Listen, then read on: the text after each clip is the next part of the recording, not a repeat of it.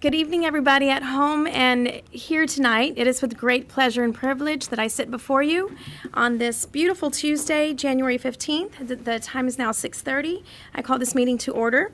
We'll start with agenda item number 1, invocation and pledge of allegiance. And we have Father Jason Matthew with St. Joseph Catholic Church with us today to pray for us. If you'll just come up to the stand and everybody rise. An invocation by Miss Cynthia Carrasco, please. In the name of the Father, and of the Son, and of the Holy Spirit. Lord, we praise and thank you for bringing us together. Lord, as we gather today at this meeting, we ask that you will be in our midst. Help us to make decisions that will be pleasing to you. Help us to be able to discuss the matters at hand in a reasonable way, and to be willing to give up having our own way. We make this prayer through Christ our Lord. Amen. The Lord be with you and with your spirit. May Almighty God bless you, the Father and the Son and the Holy Spirit. Amen. God bless you and have a blessed time. Thank you. Thank you very much. We could please face the flag.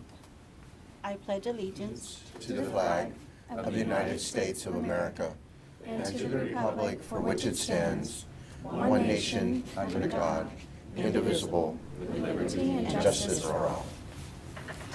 Thank you. Agenda item number 2, citizen comments and public announcements. It looks like we do not have citizen comments tonight, so we'll go to public announcements. Ms. Carrasco, would you have anything to say? nothing at this time. Mr. Burke? The only thing I wanted to comment is we probably won't have another council meeting prior to commemoration of Martin Luther King Day, as well as the birthday of Dr. Hector Garcia. And I just wanted to add to always all of us to remember to try to live up to the precepts of brotherhood, justice, and unity. Thank you very much.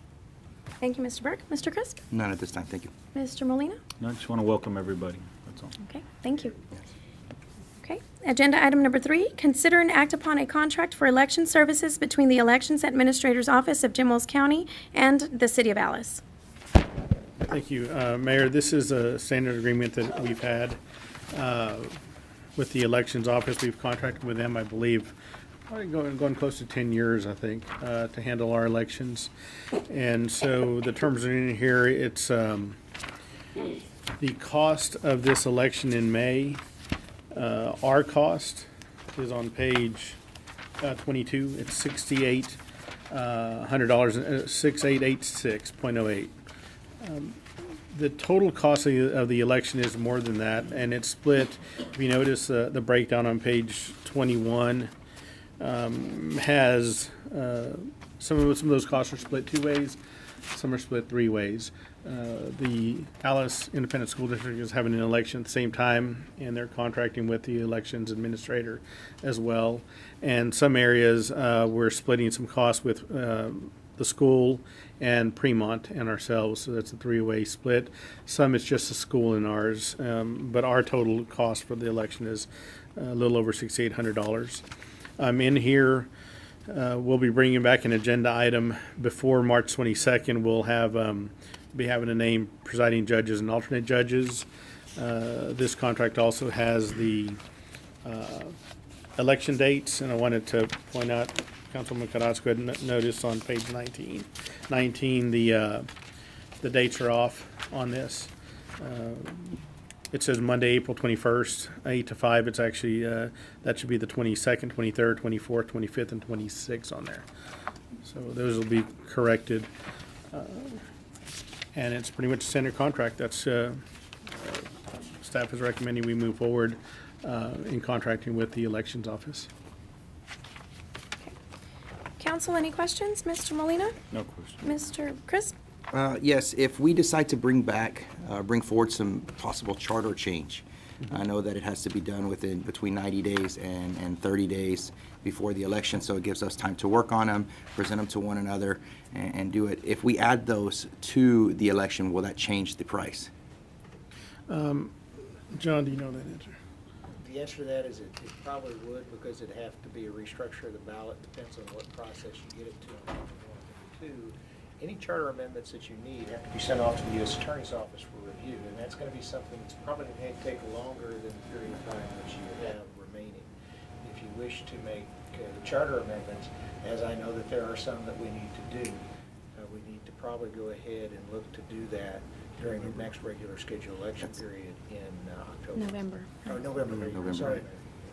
See, but in that case, if we do something like that, now we're adding a full budget item for that because we have nothing to do with the November elections as a city, correct? Well, So- no, if the election administrator runs and she's holding a state level election or a federal level election, then it does offset our costs because Right. it's not just us holding the election. Right, but I'm saying that's an added cost for us Still because have now it. we're gonna have to come up with our portion of it. Yes, sir, and I understand, and you're absolutely correct. The problem that we have is that we just can't say we're gonna do a charter amendment. Right. There's a process that we have to follow, and unfortunately, I don't think we had looked at that until about 12 months ago as to what the actual process was and how to go through with it. And so, if you have amendments you'd like to make, you guys can approve those, but then we're still gonna have to send them off, whether they affect civil rights or not. The U.S. Attorney's Office still requires that they review it. Okay, that's fine. Okay. Any other questions, Mr. Nope, Crisp? that was it. Mr. Burke? No. Ms. Carrasco? Okay. Okay. I'll entertain a motion at this time, council. Mayor, I make a motion to allow the city manager to enter into contract for election services between the Election Administration Office of Jim Wells County and the City of Alice. Second. Okay, all in favor? Aye. Opposed, same sign. Motion stands as stated. Thank you, council. Agenda item number 4, consider and act upon order of general election for May 4th, 2019 for the election of a mayor and 4 council members, place 1, place 2, place 3, and place 4, posting notice of election on bulletin board and order designating election precincts and polling places. Mr. Spicer? Mayor, this is also a standard requirement here that the governing body order an election for May. And your page 28 is the ordinance calling the election date and also naming the places, which are the mayor and council members place 1, 2, 3, and 4. It also has the dates. Voting, page 29 is a notice of the general election for the city, which also has the polling places, which are going to be Science Elementary School, the Alice Public Library, Schaller Elementary, and Nair Elementary. And that's been pretty standard also that we've had, and page 30 is certification. And the deadline to do this is in February sometime, I believe the middle of February. We're getting ahead and trying to get these things in and out of the way. Okay. Mr. Molina, any questions? No, I have no questions. Mr. Crisp? No, none at this time. Mr. Burke? None. Ms. Carrasco? No. Okay. I'll entertain a motion at this time. Mayor, I'd like to make a motion for an action to approve an order of general election for May 4th for the election of a mayor and 4 council members, place 1, place 2, place 3, and place 4, posting of the notice of election on the bulletin board and order designating election precincts and polling places. Okay. All in favor? Aye. Opposed, same sign. Motion stands as stated. Agenda item number 5, consider and act upon approval of city council minutes for the December 18th, 2018 city council meeting. Mayor, these are the last meetings for y'all's review and approval.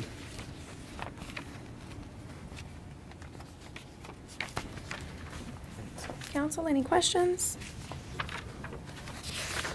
Okay, I'll entertain a motion at this time. I'll move for the approval of the city council minutes for the December 18, 2018 meeting. Second. All in favor? Aye. Motion stands as stated.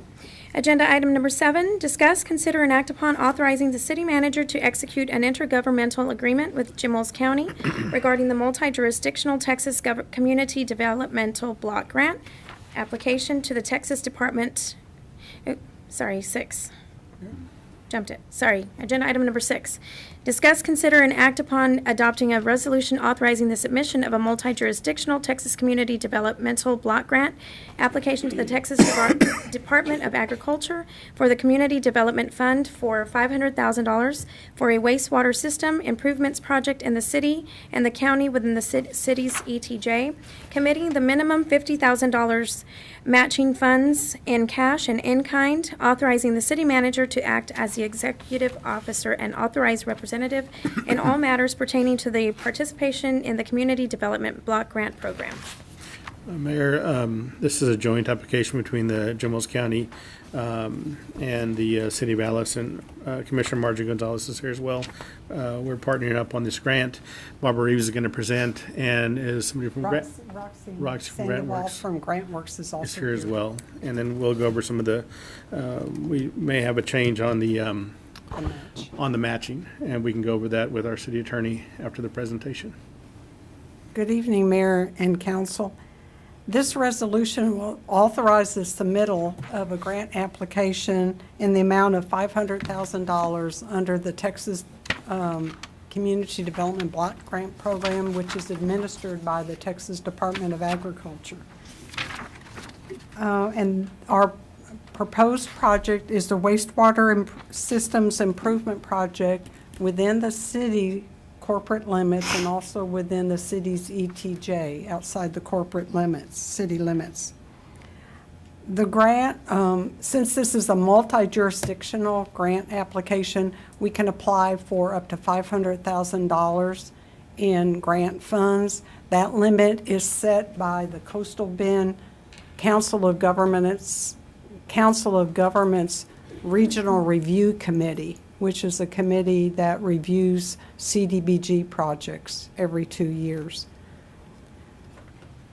In order to maximize the points that are awarded for match, we've identified a match in the amount of $100,000, which is 20% of the grant funds applied for.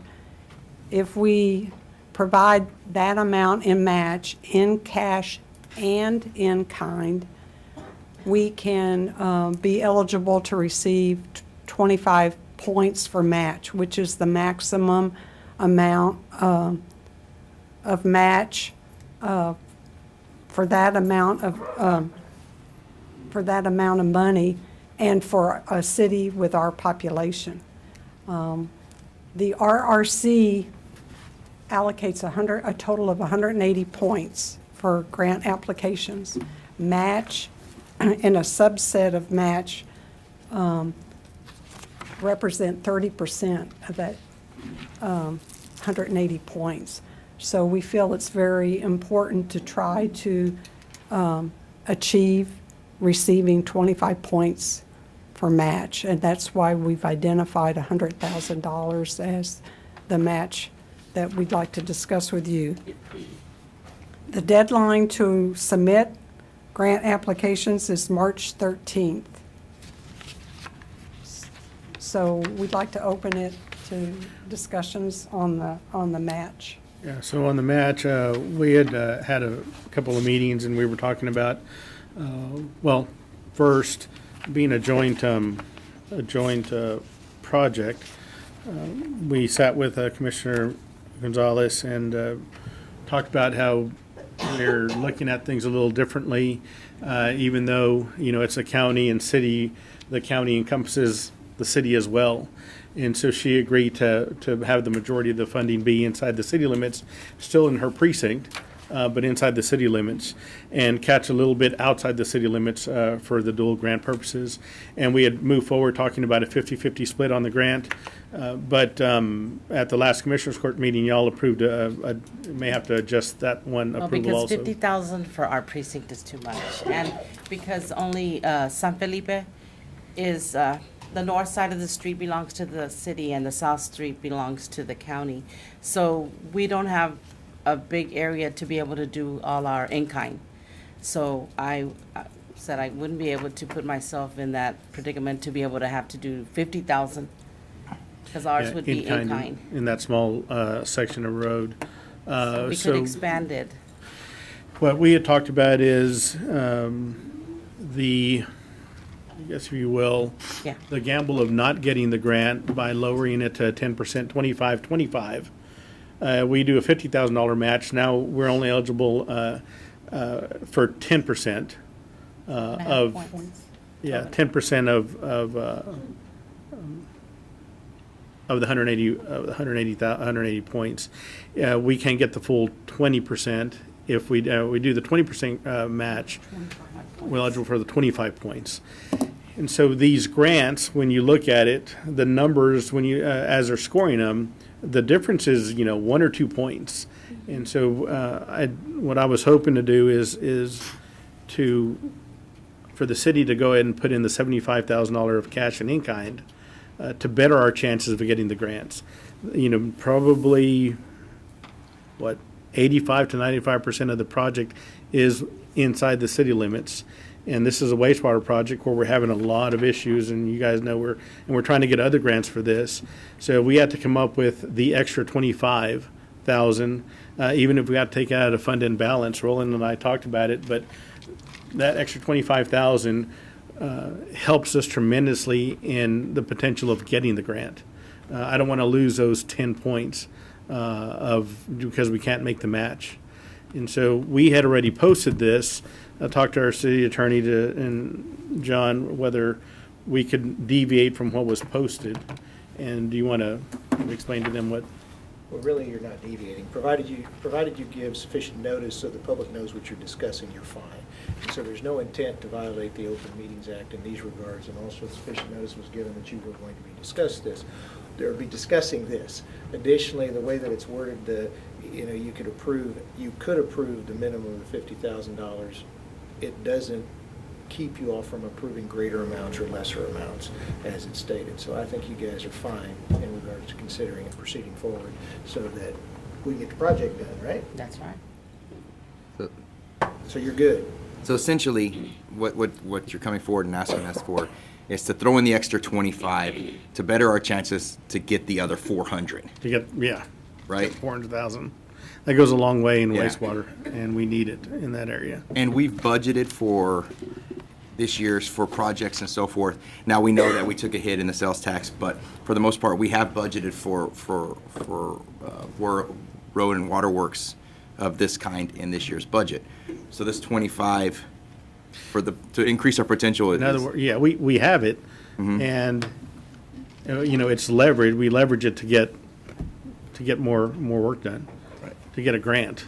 And the fact that 400. San Felipe is first-time user, that's a Yeah. good, it's a good scoring also. That scores us higher, yeah, first time wastewater, and that half of that street, north side, yeah, is inside the city limits, and the south side is out, but that really helps us on scoring on those grants. So of And the I- project, 8 residents belong to the county and 7 belong to the city, of that street. Of just the one street, all of the That rest. one street.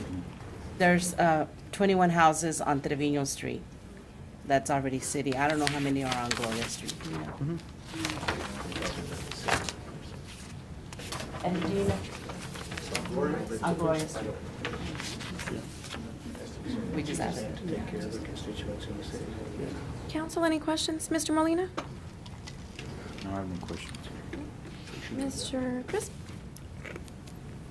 No, I'm good right now, thank you. Mr. Burke? No, Ms. Carrasco? No questions. Okay. Well, if there's no questions, I'll entertain a motion from council. Just ask that the motion include the commitment of the city of being 75,000 of the 100, and maybe to note the 25 would come from the county. Can it all be in kind? Mayor, I make a motion to authorize the city manager to execute an intergovernmental agreement with Jim Wells County regarding the multi-jurisdictional Texas community development. That's, Oh, sorry, I am Yeah. one ahead of myself. I apologize. I was looking at the map and reading right beside it. Okay, sorry about that. Scratch that and start over. Mayor, I make a motion to adopt a resolution authorizing the submittal of a multi-jurisdictional Texas Community Development Grant, block grant application to the Texas Department of Agriculture for the Community Development fund for $500,000 for a wastewater improvement project in the city and county within the city's ETJ, committing the minimum of $75,000 matching funds in cash and in kind, authorizing the city manager to act as executive officer and authorized representative in all matters pertaining to the participation in the Community Development Block Grant program. I was asking Roxy that we could probably make it all in kind. You don't have to put cash. Well, it's cash Or- and in kind, so we're good to go. The motion's been on the Second. table. Can I get a second? Okay. All in favor? Aye. Aye. Opposed, same sign. Okay, motion stands as stated. All of in kind that y'all could do. Thank you. Thank you. Agenda item number 7, discuss, consider, and act upon authorizing the city manager to execute an intergovernmental agreement with Jim Wells County regarding the multi-jurisdictional Texas Community Development Block Grant application to the Texas Department of Agriculture for the Community Development Fund for a wastewater system improvements project in the city and the county within the city's ETJ. Mayor and council, this agreement will establish the responsibilities of each respective entity in our partnership under the terms of the grant application and any potential award. And if you have any questions about the interlocal agreement, we'd be happy to address those.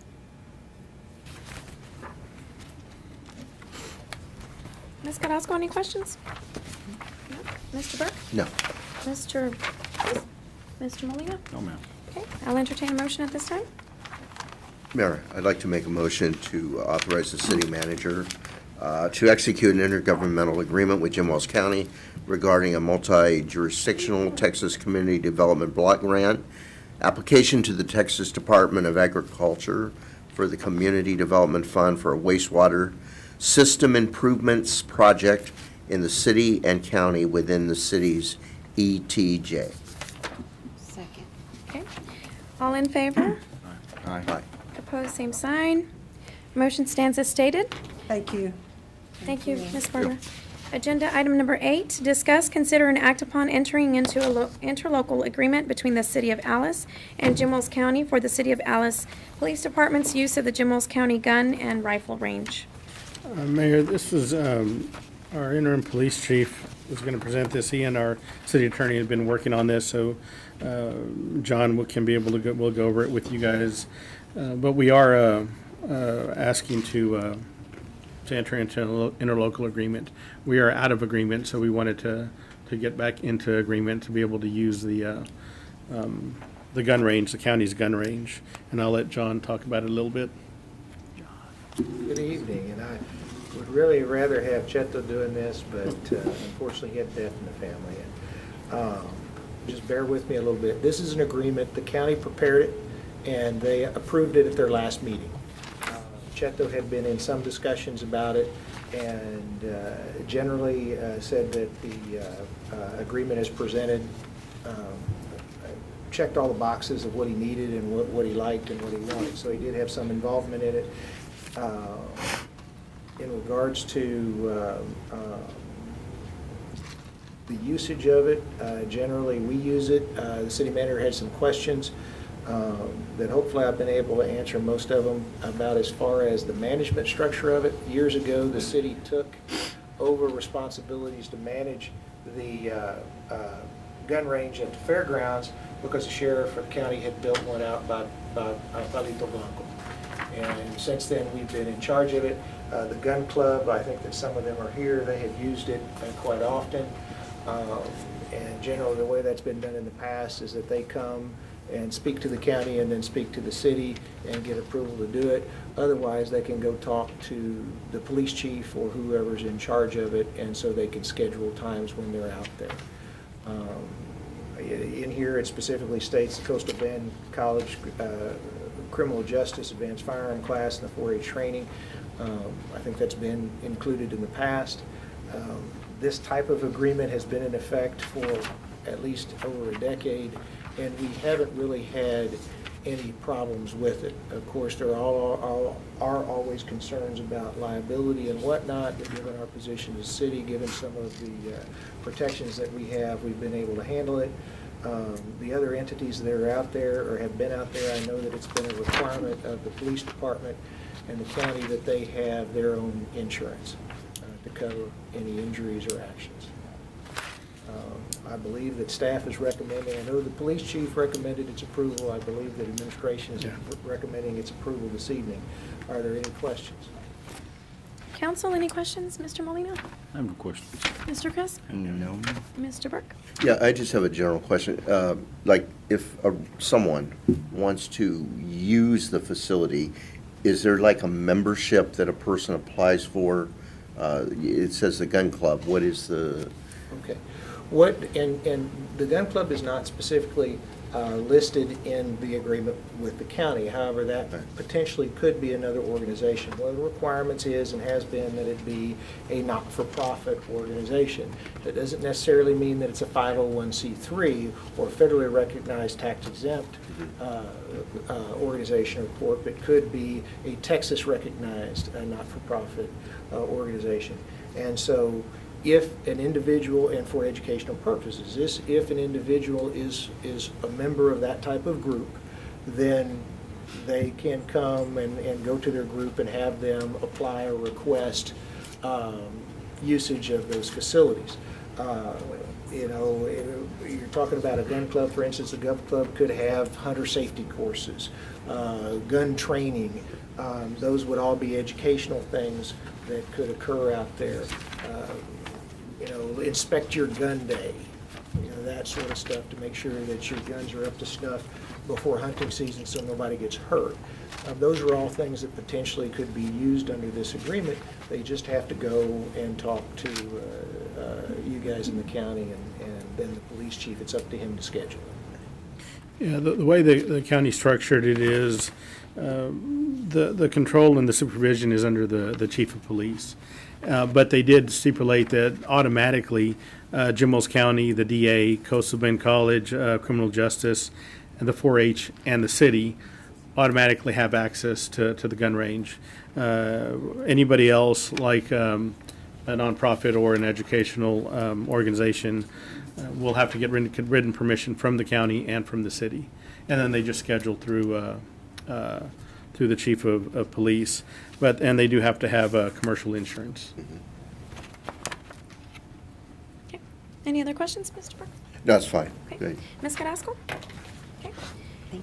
There are no questions. I'll entertain a motion at this time. Mayor, I'd like to make a motion to act for approval, entering into an interlocal agreement between the City of Alice and Jim Wells County for the City of Alice Police Department's use of the Jim Wells County gun and rifle range. Okay, all in favor? Aye. Opposed, same sign.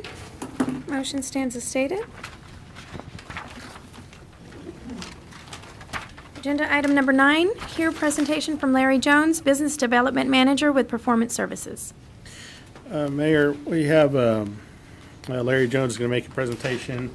We visited with him and his group about energy savings, performance contracting. They do things a little differently than some of the other companies that have come visit with us before, and I'll let him talk about that. But there's some energy savings that we could find that won't really cost the city any money if they're able to find it and get them done.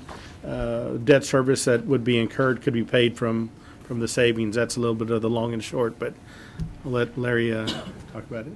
I appreciate it. We got the PowerPoint? Oh, Great. moment. That's all right.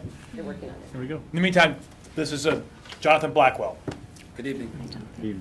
All right, so thanks for having us out here tonight. We really appreciate it. We're honored to be here. We have a short little presentation. We're far from professional speakers, so chime in, ask questions, interrupt. Oh, thank you. And the goal tonight is to show you an alternative way to upgrade infrastructure and fund it. So at the end of tonight, we're just looking for a kind of an unofficial head nod if you guys are interested in moving forward with the process. All All right, so we'll get right into it. Jonathan and myself have been down for probably met with staff members over the past 24 months. Some are no longer here, some are here. Yeah, and these are the trends that we see that we can impact. And Alice falls into the category of a lot of cities in Texas. They have a lot of infrastructure needs and not a whole bunch of cash sitting over on the sidelines waiting to come and upgrade it. So that's why we're here to talk about the alternative way. And it is a Texas Local Government Code 302. It's a performance contracting.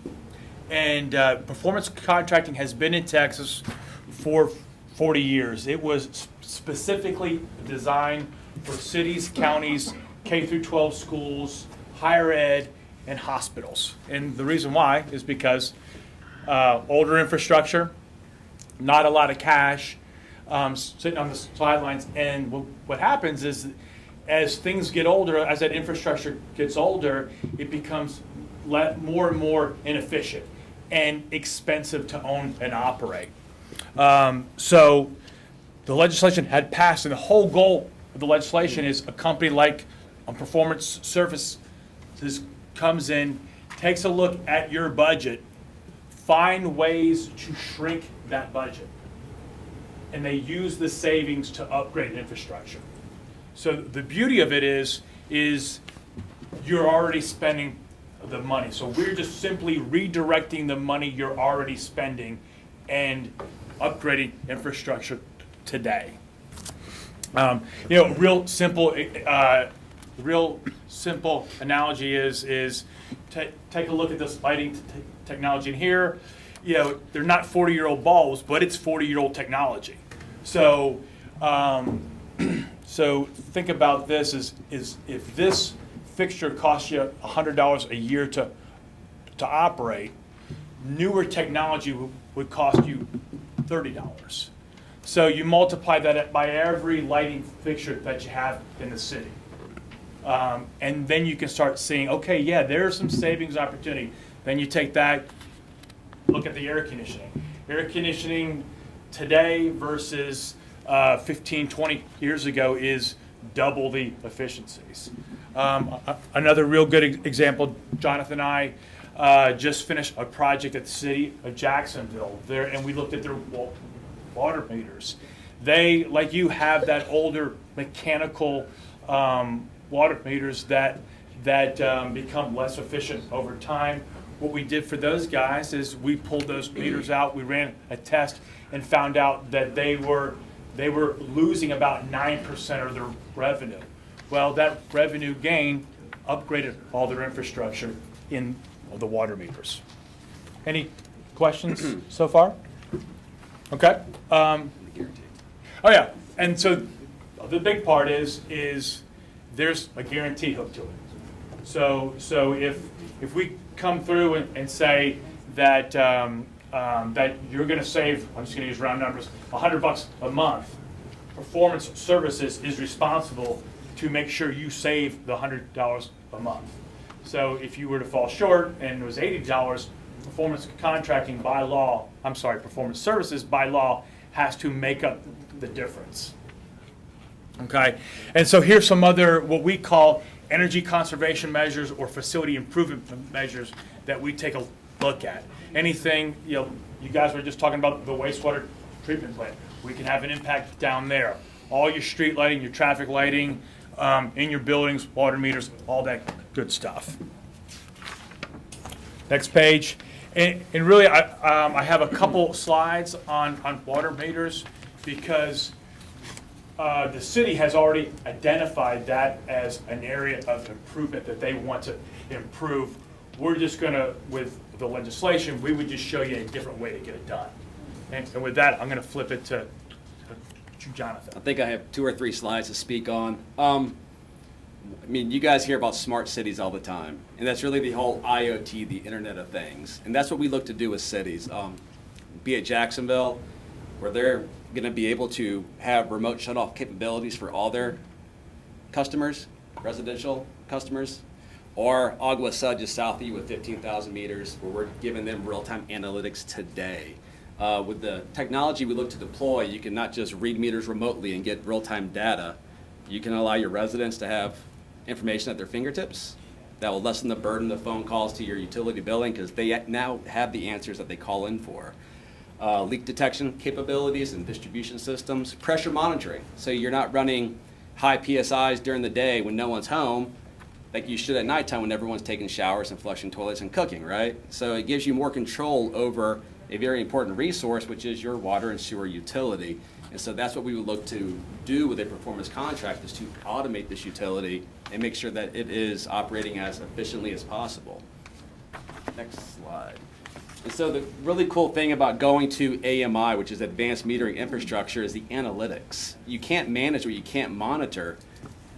Advanced Metering Infrastructure gives you the ability to have real-time data today. So if someone calls you today and says, I think I have why is my water bill $300? Well, it's probably because you had a leak. But right now, I mean, if you had AMI, they would have a notification after having a leak for 24 hours. So you can tell them, you have a leak, go get a plumber to fix it, and you guys done your due diligence, they're able to fix it, you're not wasting water, because you guys spend money to produce water, not just the delivery of it with, utilizing electricity to send it, but also the chemicals that go into it and treat it to make it drinkable. The real-time analytics allows you guys to be more proactive versus reactive. If you guys have the need to remotely shut off customers, that's another great ability. You don't have to roll a truck out and the manpower. You can do it from your utility billing office. You can monitor your pressures. You can look at your water utility in a zone to see how efficient you are. So you don't do it on a monthly basis. You can do it on a daily basis to see how efficient your water distribution system is. So whichever technology you look at, and there's several great ones out there that we have worked with, they all give you the ability to have data today that you really don't have today. You have when you go pull the data through a drive-by or through manual reads. And so the best thing about the technology we look to deploy is that there are several manufacturers that have 20-year efficiency guarantees to their water meters. And so those are the technologies that we look to deploy. So it's electromagnetic or ultrasonic, and that takes the city of Alice out of the water meter replacement business. Because not only do you have a guarantee through performance services that the performance contract guarantees, but we're also putting in a great technology that lets you worry about the customer, not how bad is his meter. Because we're guaranteeing it's good and putting in warranty technology. You will increase your water and sewer revenues because you're accurately reading what you're providing the customers. Your meter reading costs would go down because that's a manual process now. That's now automated. And the last one I'll touch on here, because you guys can all read this, it's the proactive customer support, but having a client like us guaranteeing the financial outcome. You guys do a lot of projects throughout the city all the time. We're one that will guarantee that you will receive a certain result, or else we are financially obligated to make up the difference. So we are protecting your decision to implement AMI technologies. So, quick little thing about performance services is we are a privately owned and operating firm. Most companies that do performance contracting are the Fortune 50 companies, so that allows us to focus more in on the customer and not the shareholder. What people really love is we have no change orders. So once we agree on a project, on a scope and a price, that never changes. We guarantee the project itself. So if we're doing a lighting job, we guarantee foot candles on desktop.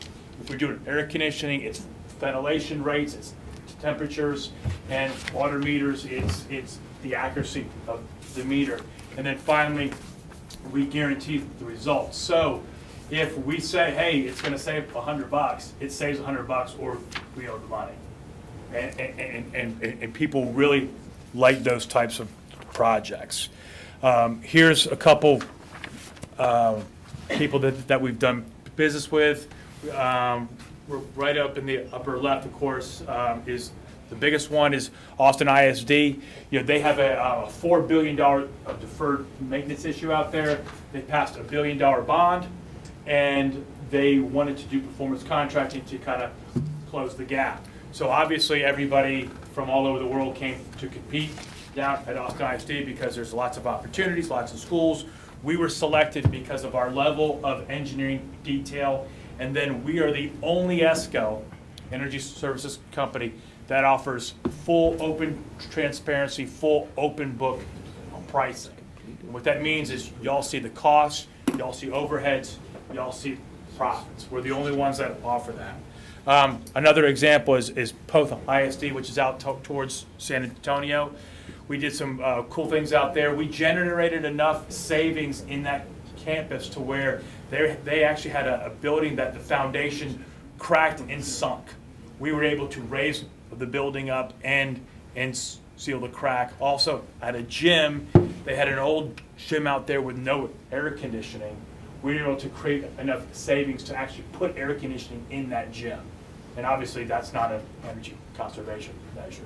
So, and then Jonathan, you want to talk about Aqua? Yeah, we have several AMI projects we've done throughout the state. Agua Sud, 15,000 meters, just an hour and a half south of you guys. They have infrastructure set up that brings in all their data in real time. They had a select amount of usual suspects that were always chronically late at paying their bills. They were gifted with a remote shut-off meter, so they could stop rolling trucks out there to turn them off, and then trucks out there to turn them back on. So we made them more efficient. City of Madisonville and Fairfield are some other projects where they're utilizing SIM-based technologies to read their meters. So they didn't need infrastructure set up throughout the city. It goes off of a AT&T or T-Mobile SIM card, transmits data through 2G or 3G signals. Data, not voice. And then we mentioned Jacksonville is our most recent one that we're working with. It's just under 6,000 meters, and all these guys have one thing in common. They implemented 21st century technology, so they went ultrasonic or mag. So all these guys have 20-year meters installed in their system. So we've taken their meter replacement budget and made it go from whatever it was to zero with our project as well. Almost there. So what we're bringing to the game is we're bringing the engineering and designing, the project management. We are vendor independent, so we don't make a product, we don't build a product.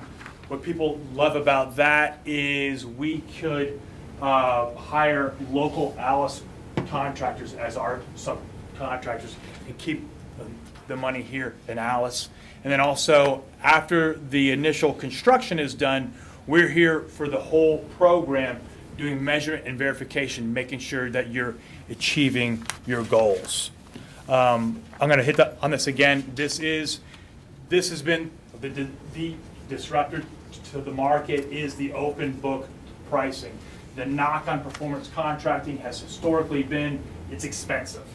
It's expensive. I can't see individual pricing.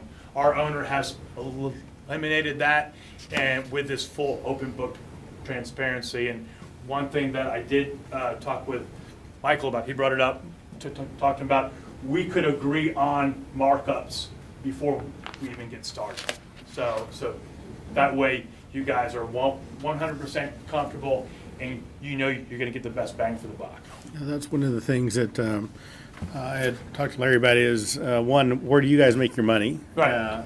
And two is when years back, we had talked to some performance contracting companies, and it's the big number. Here's what it's going to cost. Here's what you're going to save, and it's hard to get the cost of the individual items. For example, a meter. What is a meter going to cost us? And so that's where he says their company is a little different, similar to a cost plus, where this is what it costs. We're going to upcharge you this, and that's where it's like, okay, now we start negotiating that upcharge. Right. And that's what we talked about. That is different than a lot of other companies out there. Is being able to negotiate, what we want to pay for these items instead of having a big lump sum. This project is a $6 million project, and you're going to say you have these savings, but I like to get into the nuts and bolts of it and see exactly what we're paying for. Not that I know that they need to make money, but we want to save money for our citizens. So we'll have to strike that balance if, moving forward. And there is a process, though, on how we get to the point to start negotiating these things. And do you want to talk about that as far as? Sure. Go ahead, yeah. So that's a good leeway, and this, the last slide too, so everybody's. So right now, we did a quick little introduction. If you guys are interested in the concept, what we'll do is we'll go out and we'll do a preliminary survey of the areas that you want us to look at, and we'll come back and give you preliminary scope costs and savings. It's at no financial cost to the city. It's an investment of y'all's time. We'll be occupying your staff, stuff like that. And so we can come back, present those findings, and if y'all like it and y'all wanted to move forward with it, then we would go do an investment grade audit. And so what you're basically doing at the investment grade audit is saying, okay, we like that scope cost and savings. Go confirm it. Go make sure that you can do what you say you can do. And if you can, then we're going to move forward with the program. So that's when we do all the engineering, make sure the legal's happy. Yeah, and I don't mean to interrupt you. You're right in the middle of your presentation. You're doing wonderfully. But actually, the way the agenda item is written is they're going to present to you all tonight. Yeah. Based upon this information, if city management wants to go ahead and proceed further, then based upon his duties as city manager, he can do so. Sure. Surely it's not going to cost the city more than what he's able to obligate without your all's approval. And so, the presentation, Okay. so they understand what you guys are doing, Right. but actually the decision for you all to proceed forward will be with Michael. Right, There'll be no and so, yeah, action. it's not an action item, and, if it's something that, and I wanted to bring this up because it seemed, it is something that probably, is something that we do want to look at, and, the mayor brought us in touch together. We had a meeting, and Roland Ramos was there also. We talked about the meters, and we started that project, but there's still potential to modify what we're doing to try to save some money as well. But if contracting, though, doesn't necessarily, you guys would see if there's potential, Correct. and there would be no cost to us. Correct. Right. And if there is potential, then what we would do is we would have an RFQ. Of course, they would hope that we would go with them, but we would open up and see, who's out there and who else would give us presentations, and we would decide based on qualifications to move forward at that time. And that would have the specifics of the obligations, the contracting, and how things are going to be paid for. And that's another thing that would be good to bring up. Who's on the line for the money. We had talked about, are we going to go to the bank and get a loan? How does this happen? And you had mentioned, of course, a performance contracting guarantee, but is it similar to like you guys co-signing? You guys are on the hook as well? How does that work? Yeah, sure. So the reason why the banks are very attracted to performance contracting is they're using our guarantee as the collateral. Historically, performance contracting, so if you wanted to do a 10-year program, it is actually not one 10-year agreement. It is 10 one-year agreements. So typically, it's not debt. But it is a contract between a bank or the Texas Water Board, or whoever brings the money, and you guys. They're just using our guarantee as a collateral. And I think the example I used was that Arcola and their water plant. In a lot of cities and schools, public entities go with a tax-exempt lease purchase because of the wording non-appropriations of funds. So if you're not appropriating funds, it's not going to impact your bonding capacity or your debt rating with S&P, Moody's, or Fitch. So that's why it's also seen as an operational cost in the eyes of state finances and not a debt. So we're not prohibiting you from expanding or doing other projects. We're actually allowing you to get things done and still do other things that need to get done throughout the city of Alice. One thing and local government code requires that they be obligated to make up the difference if there's not that savings on there. And so that's where they're able to get, if they show it and they can show it in paper, then that guarantee, banks accept that guarantee because they're guaranteeing that. Correct. And also, I want to say it's not the fox watching the hen house. So part of the process is getting a third-party engineer to validate our engineering. So you guys can select them. There's rules for the experience that they need to have. But there's some great engineering firms throughout the state that can review our engineering to make sure that we did our math correctly. So it's a level of protection for the city of Alice, the council, the residents, everybody involved. All right. I appreciate the time. Thank you. Thanks, so guys. much. Thank you so much. Any questions, I guess I should have asked first? Anything? Council, any questions? Ms. Carrasco? Mr. Burke? No, ma'am.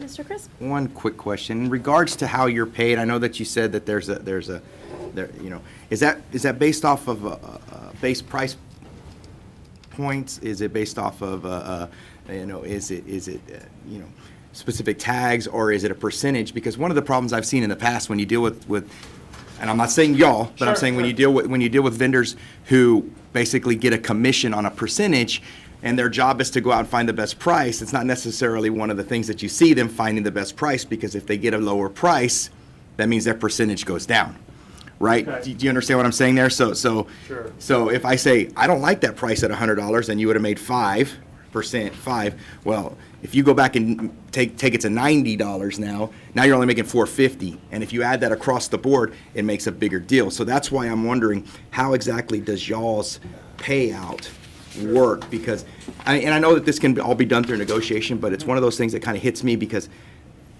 I come from an oil field background too, right? I've transitioned out and doing other things now, but that's one of the things that you start seeing when you deal with people who work off of commissions.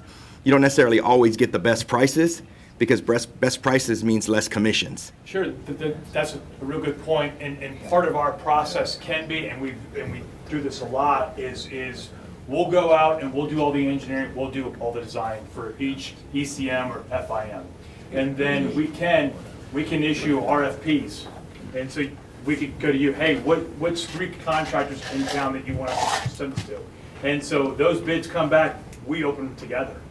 And at the end of the day, y'all are selecting the contractors. If they can be vetted, you know, they can be insured and bonded, but it's not just us. It's Okay. it's at the end of the day, it's y'all's decision. The beauty of it is they contract with us. We're responsible Okay. for them. That's it. Mr. Molina? Questions? Thank you, guys. Thanks, guys. Thank you. Appreciate it. Much. Blair.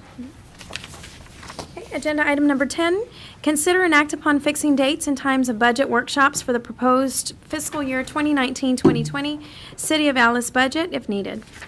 Thank you, Mayor. This is like we did on our last meeting where we talked about the election dates and our city council meeting dates. I wanted to get our proposed budget dates for the year. Usually we do these kind of in the early summer, and we're trying to scramble to figure out who's going to be where and, you know, things like that. So I got with financing and got the dates. Now these, what I'd like y'all to do is you know, approve these dates, but we can still modify them if we're not getting, you know, sometimes we have to wait for information from the tax office.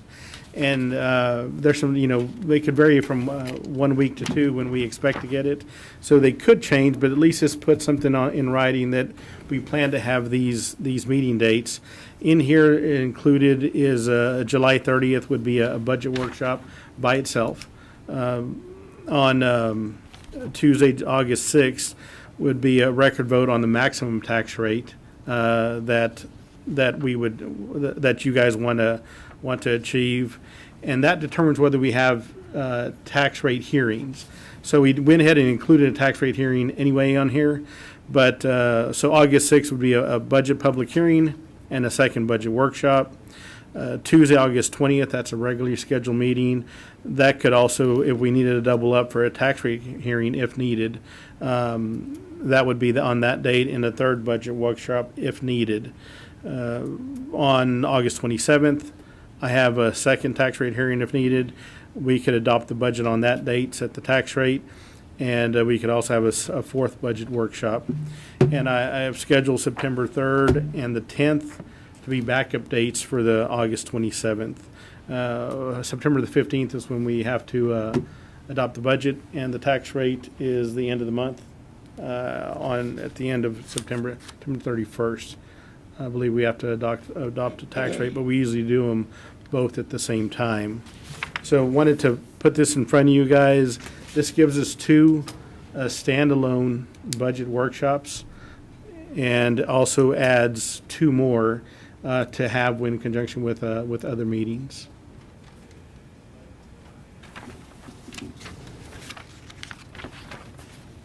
So just to clarify, you want us to pretty much set these dates, pencil them in, and see if there's any conflicts with our schedules? Right, and that way we know this early on. Right.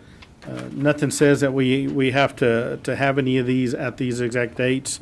But there's some triggers. So whenever the budget is presented to you guys, then we have to have a budget public hearing a certain amount of days after it needs to be posted.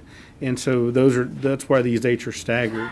So if once we get closer to budget, then, we would look at this again and everybody looks fine, we would continue with this. But it gives us an idea, so from a staffing standpoint, of what we're looking at in the time frame, so we won't be scrambling trying to set meetings during the summer.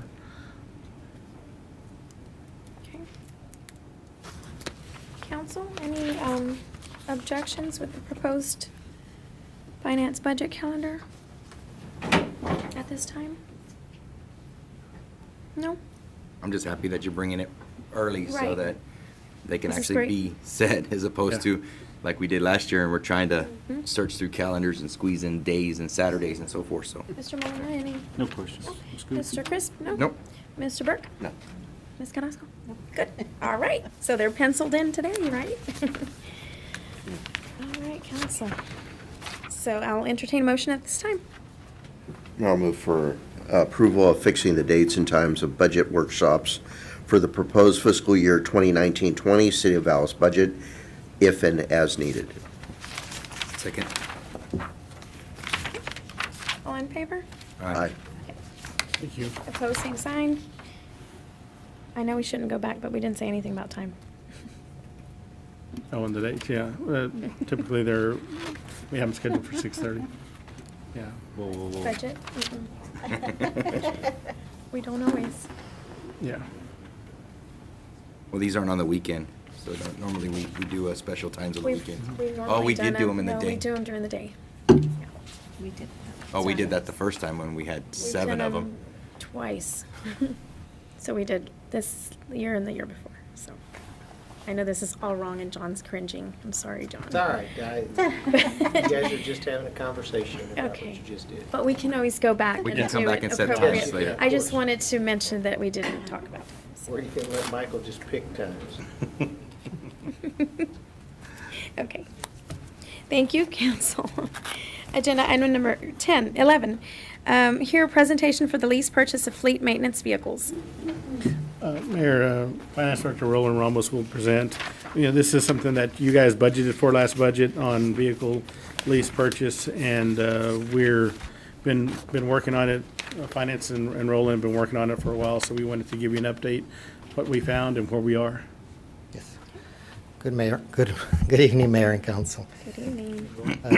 Good evening. As Michael mentioned, during the budget process, we're discussing our fleet vehicles and what options or possibilities we had to replace them.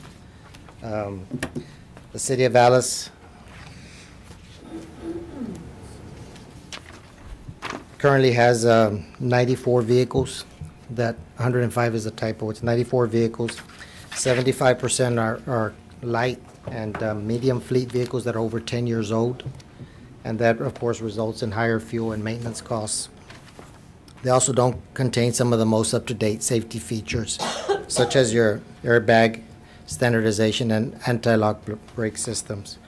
47 vehicles also predate the electronic stability control, which next to the seatbelt is considered one of the most safety features in a vehicle. That information was derived from the analysis that Enterprise proposed to us. We reached out to two companies, which was Enterprise and D&M Leasing. Enterprise utilizes what they call an open lease system, which when you use that, there's no early termination fees, there's no mileage or abnormal wear and tear penalties, and the leases are written to a residual balance, which means that at the end of the lease, then you can either sell or retain the ownership of the vehicle. D&M offers a municipal lease structure, which is a 60-month, $1 at the end of the term. And at that time, you have full equity ownership, which you can either take the title or, again, sell the vehicle at that time. On our screen right now is what Enterprise Fleet Management is offering. These vehicles were kind of Victor and I kind of got together, and these aren't going to be exactly what we're going to purchase, but it gives you an idea. The Tahoes, of course, would be a PD. The two Tahoes would be for PD, and some of the others would be for the maintenance department. They have 250s and 350s with service bodies would be for maintenance and construction, and maybe a one or two for meter readers and so forth. With the Enterprise system, you're talking about 15 vehicles, about 98,593. That's without the maintenance. Now, they do offer a maintenance program, and if we went with the maintenance program, then it would be 14 vehicles at $99,015. Now, the maintenance program that Enterprise offers, what it includes is a few major and minor repairs, such as engine and transmission and radiators. It includes oil changes, tune-ups, maintenance-related towing. It includes fluids, belts, hoses. It has after-hours and weekend services available. Proactive service technicians, no out-of-pocket expenses for covered repairs, one set of brakes, and no tires. And the loaner vehicle is not included also. With DM and leasing, for the same amount, as Michael stated, we budgeted $100,000 during the budget process, so that's the number we're working with. So with D&M, we're able to get 13 vehicles for $99,660, which just put us right under the 100 mark. So with Enterprise, you end up either with two more 15 vehicles or 14 with the maintenance included. Now, there's still a few pricing that we're waiting on. For instance, the F-250, that's a regular cab. We may end up getting a crew cab on that one, or we may just go with the F-350's crew cab also. Victor and I are going back and forth with that. The choice, of course, is ultimately up to him, but he deals more with the operations side, and I deal more with the financial part of it. So the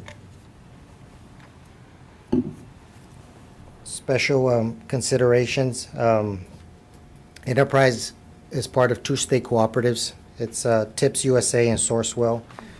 So we would have to become a member of either one of those if we want to take advantage of the state contract that is awarded to Enterprise.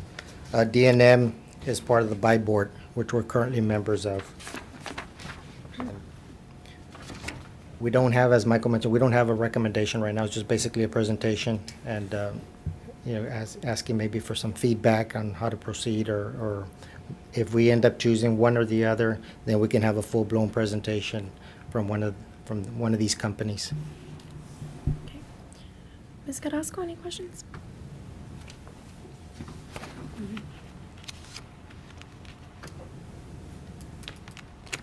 No, I guess, because this is just a presentation, and if you do decide, we'll have more questions. Yes. I can tell you right now, with Enterprise, we're approved. D&M, we're not yet. We're still going through the application process. That's taking a little bit longer. So at this point, and D&M is not approved yet. I have no reason to believe we wouldn't be approved according to what they're telling me, but Enterprise is approved at this point. Roland, these are lease to own, or these are just annual lease? With Enterprise, they are, to answer your question, yes, you can. But Enterprise is a little bit different than the DNM. Enterprise, if you notice that one time after cost per vehicle, their monthly payment's a little bit less because of that open-end lease that I'm telling you about. But at the end of the term, at the 60 months, you have that one-time payment. It's remaining book value, RBV is what they call it, remaining book value, which you pay. Now, in the pricing, it's including that the one-time payment is included on the far right. But with DNM, since it's a municipal lease, full term, depreciated to $1, then basically what you see on there is the total cost of the vehicle already. Because at the end, it's $1. But Roland, you can choose to continue on with the lease so that we always have a brand new vehicle, right? So you trade the car back in, so to speak. With and then get- Enterprise, you can. You at that time, if you choose to either turn them back or sell them, and gain on the value of the remaining value, and you can just get new vehicles at that time. That's kind of what they're proposing. Right, Enterprise is right. proposing more of because the vehicles are changing so much now. Yeah. Not only with the fuel, but safety features and so forth. They're proposing that you kind of turn them in. Just do it back, yeah. And you said on Enterprise, they're not offering a maintenance. They offer maintenance. Enterprise offers maintenance, a full maintenance. For the life The- of This portion that I presented is just strictly Enterprise. DNM doesn't offer that maintenance package. Okay, got it. So it's the 15 vehicles with no maintenance or 14 with maintenance Thanks, okay. at the 100,000 mark that we budgeted. Thank you. Mr. Burke, any questions? No, ma'am. Okay, Mr. Chris? I'm sorry. The number here, 223, 606. That's incorrect. Okay. I I was- was racking my brain trying to, how did that got to 15 vehicles? So- When we did this kind of the last minute, so when I was looking at the formulas earlier, I said, this doesn't add up either, so. Okay. No, and as a matter of fact, if you, I mean, you're talking, what that does not factor is the quantity of the vehicles. Okay. So if you factor in the quantity, you're talking about probably closer to 500,000 for 15 vehicles at the end of 5 years. Okay. Yeah, that doesn't factor. I saw it too, and I said, whoa, what's wrong with this formula? Because the other ones seemed to kind of come together, right, the first two, but I couldn't get that one to work out there. Okay. So we're looking at, now, when we look at a vehicle like the police, the Tahoe, does that come outfitted? Or Yes. we have the outfit charge on top of that? No, that, for the most part, they're upfitted. Now, there may be some, if we want to add additional lights or so forth, but the details of exactly what that includes, I'll have to get with Cheto to make sure that it's what he needs, in other words, and that we don't have to add anything extra. And the vinyls, and, I mean, that's something that we want to see, because I know there's a cost differential there. I mean, when we looked at purchasing these Tahoes, at some places it includes it, in other places it doesn't include it, so. They do have the police package. Okay. Some of the F-250s and F-350s, for instance, Victor and I were talking earlier during the week, and he wants the tow packages, and he wants the headache rack, with the grill and all those things, and those aren't included, so that's extra upfitting. The service body by themselves are like 10,000. So anytime you add that to vehicles, and we're talking about 6 vehicles with service bodies and everything else, so it adds up. Mr. Molina? So do we have a lease agreement right now? Or you're saying, no, we don't, right? We don't. We don't. Right, we just have vehicles that just kind of get old and then we just auction them, or? And we still use them. Yeah. We're still using them. Yeah, we have some vehicles that are over 20 years old. Yeah. Who does the maintenance on those? The maintenance We do. department, the fleet Garage. department, the garage. So is this talking about like just encompassing all the vehicles Well, that we have right now to replace them? 15, and we'll probably cycle some of them out, take out 15 worse ones, if, and then maybe cycle some of the others. But I can tell you that 15 is not enough for what we have. It's only 16%. We have quite a bit that need to be replaced, but the idea is hopefully in the next couple of years, maybe to do another batch. Now, does a company like Enterprise offer us, or like if we're gonna sell them, or are they in such bad shape that We're just gonna park them, a lot of them, like these first 16 that we're probably gonna end up replacing, or 15. So we can sell them, and they even have their auctions, like national auctions that they have, but from what I've been told, the vehicles are pretty, they probably don't have much of a residual But value. we'd have to do that last payment, right, to them to be ours, right, with Enterprise? He's talking about the old No, I'm talking about the old ones that we're Oh. cycling out right now to replace with But these. yeah. If, with Enterprise, Right. that's correct. If we choose to keep them, then yes, we do the last payment. And what would be what would we want to do with them after 5 years? Or? I guess it just depends on what condition they're in. Enterprise offers a pretty good plan as far as somebody's, like, it's kind of like a maintenance, no, a plan. Somebody who runs the plan actually, or the account manager is what I want to say. An account manager who visits with us quite often, twice a year. They come in, and so it could be after year 2 or 3 that they may suggest that 1 or 2 vehicles be turned in and cycled out. But that's you know, they remain pretty involved in the process. Any other questions, Mr. Molina? May I ask? Absolutely. I'm sorry. Mr. Brown? Roland, one question.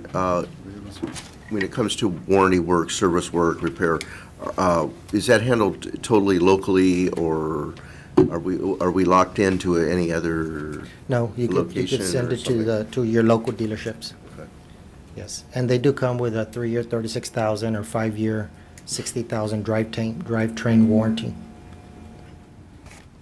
One more quick question. Okay, Mr. Chris? Okay, let's say we decide to, at the end of the 5 years, we decide to get rid of a police vehicle, right?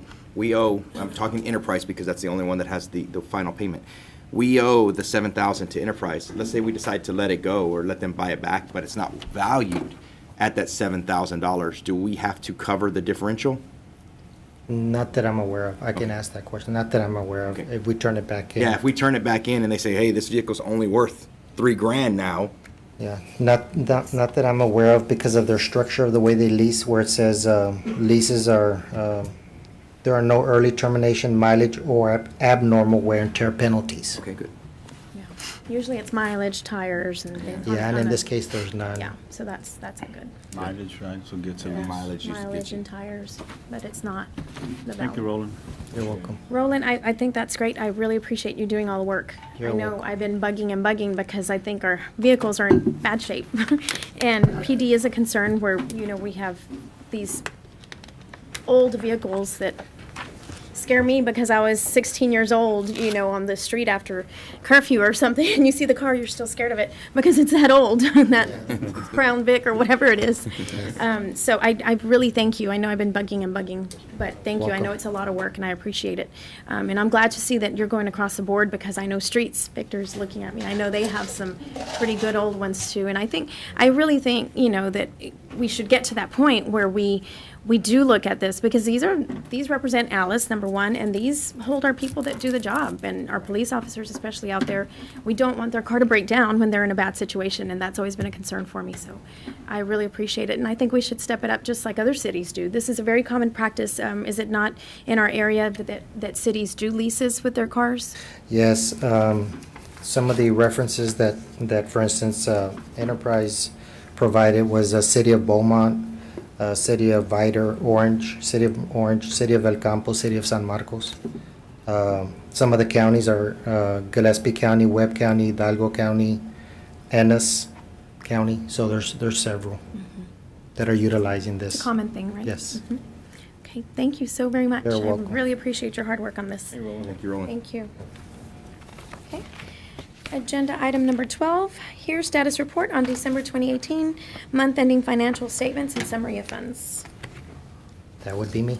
That's you.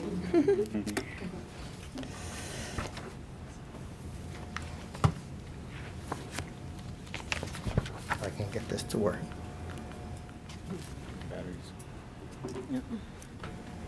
Jim. Jim's working. Oh, okay. So the financials that we're going to report today are for the month ending December 31st, 2018. We'll start with the Exhibit A for the general fund revenues, which should be about 25% for the first quarter. December 31st, the general fund is 2,160,780, which is about 17%. Of course, that only has 1 month of sales tax, and the property tax is also up till the end of December.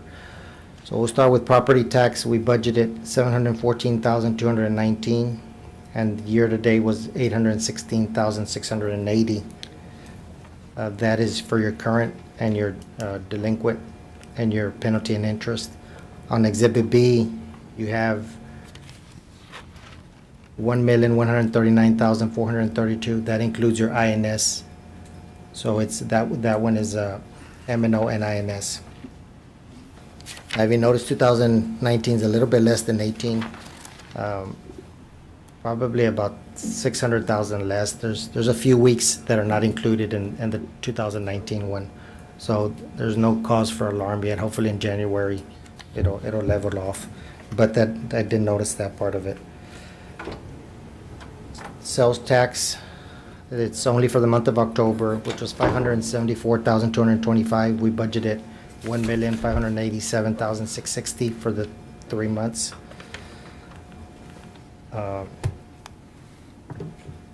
Budget versus actual for 2019. This does include November, and I know Michael mentioned to y'all that November came in less than what it had last year. I called the comptroller's office, and they did confirm that there was about 42,000, 30,000 from a oil field company that was less than last year, and another 12,000 from an equipment company that was 12,000 less than last year at this time. So it was not anything other than that the sales tax was less than what they reported last year. But we're still about 38,000 under budget. Now, if you look at your actual for 2019 versus 18, we're still a little over than where we were last year at this time, about almost 29,000 over than what we were last time. I'm sorry, 30,000. So hopefully that'll pick back up. She did say that the last couple of months that oil field companies' sales tax have been about the same. So, and hopefully the following month it'll be a little bit higher. Your occupational and mixed beverage and your franchise, of course, are quarterly, so those we don't collect till the end of January. Your intergovernmental is about 16%. Your charges for services and your fines and forfeitures are both about 39%, so those are above budget. Your miscellaneous revenue is 116%, so that's a positive, but that's the rental of the armory. Your interfund is right at 25%. General fund expenditures came in at $2,749,301. That's almost 22%. Administration is a little over. That's still due to that TML payment that we had to do. Finance administration is under budget. Fire department and PD, which are your two largest departments, are still under budget. Street maintenance is under. Garage, parks and playgrounds are under. Library is a little over due to that software payment. And interfund transfers under budget. Your revenues versus expenditures for the whole quarter, this is October through December. We were at general fund. Again, this is only one sales tax for the for that month, for that quarter, 588,521. Solid waste and utility are both over budget. Solid waste 173,000, almost 174. Utility 256,000 over. Airport 15,606 in the negative, and we went ahead and added the interfund transfers, or actually Thank you. itemized this so y'all could see it. Yes. So if we take out the interfund transfers, then it's 29,174 for the airport. Golf course would be 23,943 in the negative, and your the multi-use complex would be 91,629 if we take out the interfund transfers. On the following page, we also added the 2018 versus 2019 as a comparison statement. General fund was very much in line with last year at 588,521. Your solid waste is, again, looks much better in 2019 at 173,896. And we had a couple of lease payments that we paid off, so that kind of helped. Utility funds is much better also at 256,307. Part of that is less water purchases for 2019. Our billing was a little bit better, but not a whole lot, maybe about 34,000 is what I noticed. Airport, we added that additional employee to the airport, and that's the reason that one's 15,606. Golf course is 4,142, so it's about $3,700 difference there. The hotel occupancy fund is 18,880, and the multi-use complex 15,069 versus the 40,500 last year, but of course there's a little bit more in interfund transfers on that one. And that's it for the financials, if you have any questions. Okay, council, any questions? Mr. Molina? It's good, Roland. Thank you. Okay. You're Mr. Crisp? I appreciate you adding the after the comments last time. Thank you for making sure that was taken care of. I did want to just give Roland and Michael their due. Once we realized that the sales tax for November, which we just set forward today, came in $100,000 under budget, they proactively have already started adjusting the budget moving forward. So we'll be seeing those adjustments forthcoming. So thank you too for staying on top of that so that it doesn't show up later on and we're trying to scrounge. I know that a portion of the monies that were short actually were for other projects aside from just general operations, and you're making the adjustments there. So props to the both of you and your staff for being on top of it and being proactive instead of retroactive. Right. I also, if I'm not mistaken, we had a rather wet November, which basically kills an oil field company that's designed for heavy-duty trucks to drive on dirt roads. So hopefully that bounces back, but no guarantees. But thank you for being proactive. Thank you, Mr. Crisp. Mr. Burke? No, ma'am. Ms. Carrasco? Thank you, Roland, very much. You're welcome. Thank you. All right.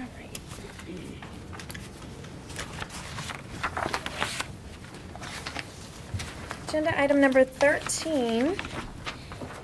Conduct a public hearing to consider and act upon an ordinance to replat preliminary and final plat establishing BDC Unit 1 subdivision being a 270 by 290 foot tract of land out of the southwest portion of Lot 10, Block 5, Adams Presnall Farm lots, located in the city of Alice, Jim Wells County, Texas. Mayor Patrick Thomas is going to present this. Good evening, Mayor Council. This agenda item is establishing a new subdivision for a property located on the corner of St. Drive and Stadium Road. The property is currently zoned as a B3, and the proposal is to leave it zoned as a B3. This is just a final plat of the property. The developer is proposing to create a storage shed unit at that location. So in your packet, you have a copy of the application. You also have a copy of the minutes from the Planning and Zoning Commission meeting. It went to the Planning and Zoning Commission meeting and has passed through there. Their recommendation was to approve the replat. Okay. So I guess at this time, I think you need to open the public hearing and then allow for All right. Public hearing. So the time is now 7:53. I open this agenda item up for a public hearing. Anybody wishing to speak on this agenda item can come up now to the podium and speak.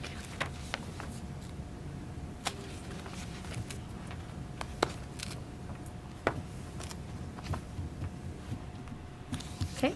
Seems like nobody's coming up to speak on agenda item number 13. So the public hearing is now ended at 7:54 p.m. And we can go back to. I'd like to make sure that you guys understand that there was letters that were sent out to all the residents around there, and there were no objections to this one. Okay. Ms. Carrasco, any questions? No. Okay, Mr. Burke? No. Mr. Crisp? No, ma'am. Mr. Molina? No questions, Mayor. All right. I'll entertain a motion at this time, council. Mayor, I make a motion to adopt an ordinance to replat preliminary and final plat establishing, sorry, excuse me, a BDC Unit 1 subdivision being a 270 by 290 foot tract of land out of the southwest portion of Lot 10, Block 5, Adams Parcel Farm lots located in the city of Alice, Jim Wells County, Texas. Second. All in favor? Aye. Aye. Opposed? Same sign. Motion stands as stated. Thank you. Thank you. Thank you, Chief.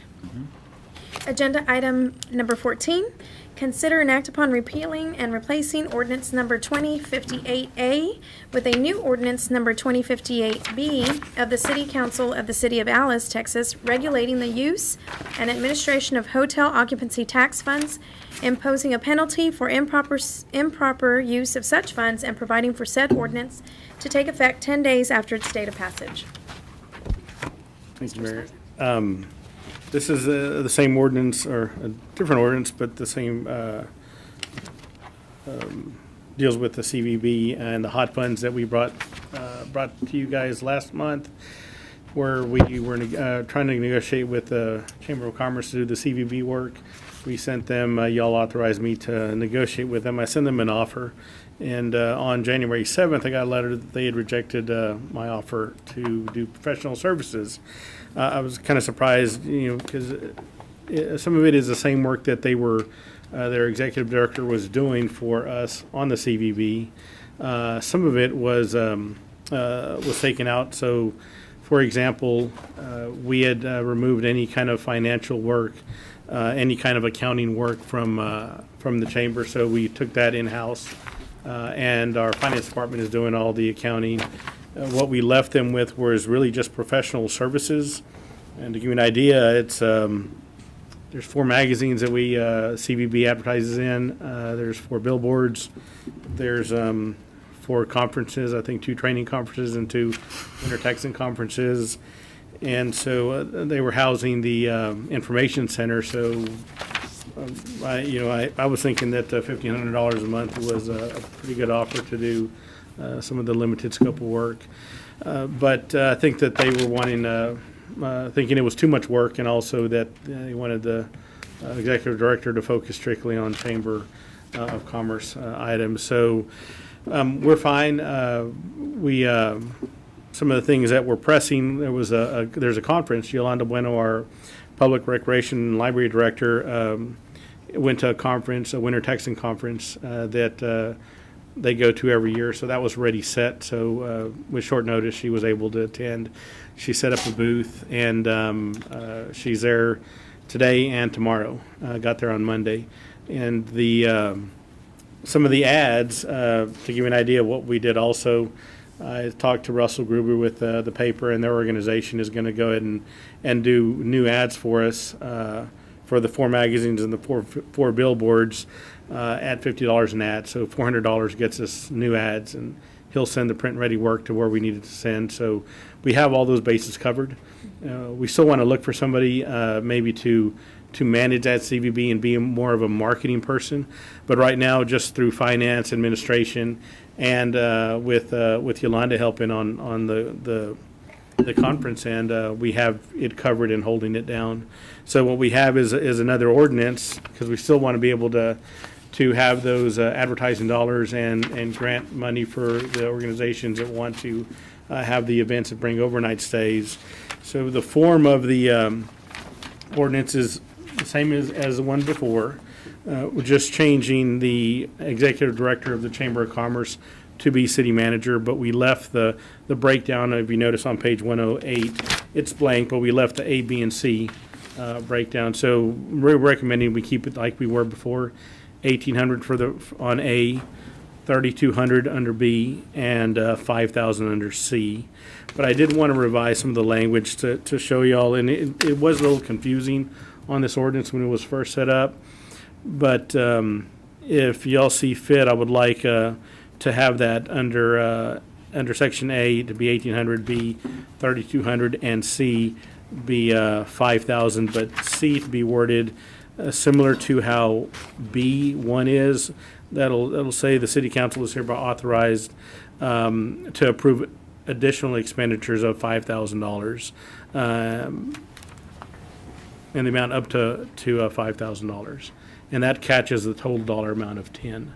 Those are the recommendations I have for this ordinance, and that'll get us through to be able to continue operating and to fund these events that need to come forward. Okay. Thank you, Mr. Esparza, for that information and for acting so quickly. It's a shame we couldn't work together, but I'm happy that you were able to. And Ms. Bueno, thank you to her, a huge thank you, because she's out there already working it. Yeah. I'm excited to see a positive progress with this, and I'm thinking council is too. Council, any questions? And I will say, Juan's been real helpful, giving her information that she needed, the booth that they had already set up, and so we've been working well together on this transition. So just to note, he's been good helping us do this. That's great. Yeah. Ms. Carrasco, any questions? The only thing was on that contract where it said up to and including, I think Oh. we had talked about changing some Yeah, of that. one thing I had scratched out I failed to mention is, Mr. Lemons. yeah, on Section A, and this is what kind of made it confusing in the original ordinance, but Section A, if you look at the end of it, tax funds in the amount of up to and including, we just, leave the word and including out. That way we know that it's up to $1,800. And the same thing under B, under Section 1, stop at hotel occupancy tax funds in the amount of up to $3,200. I wanted to scratch out and including.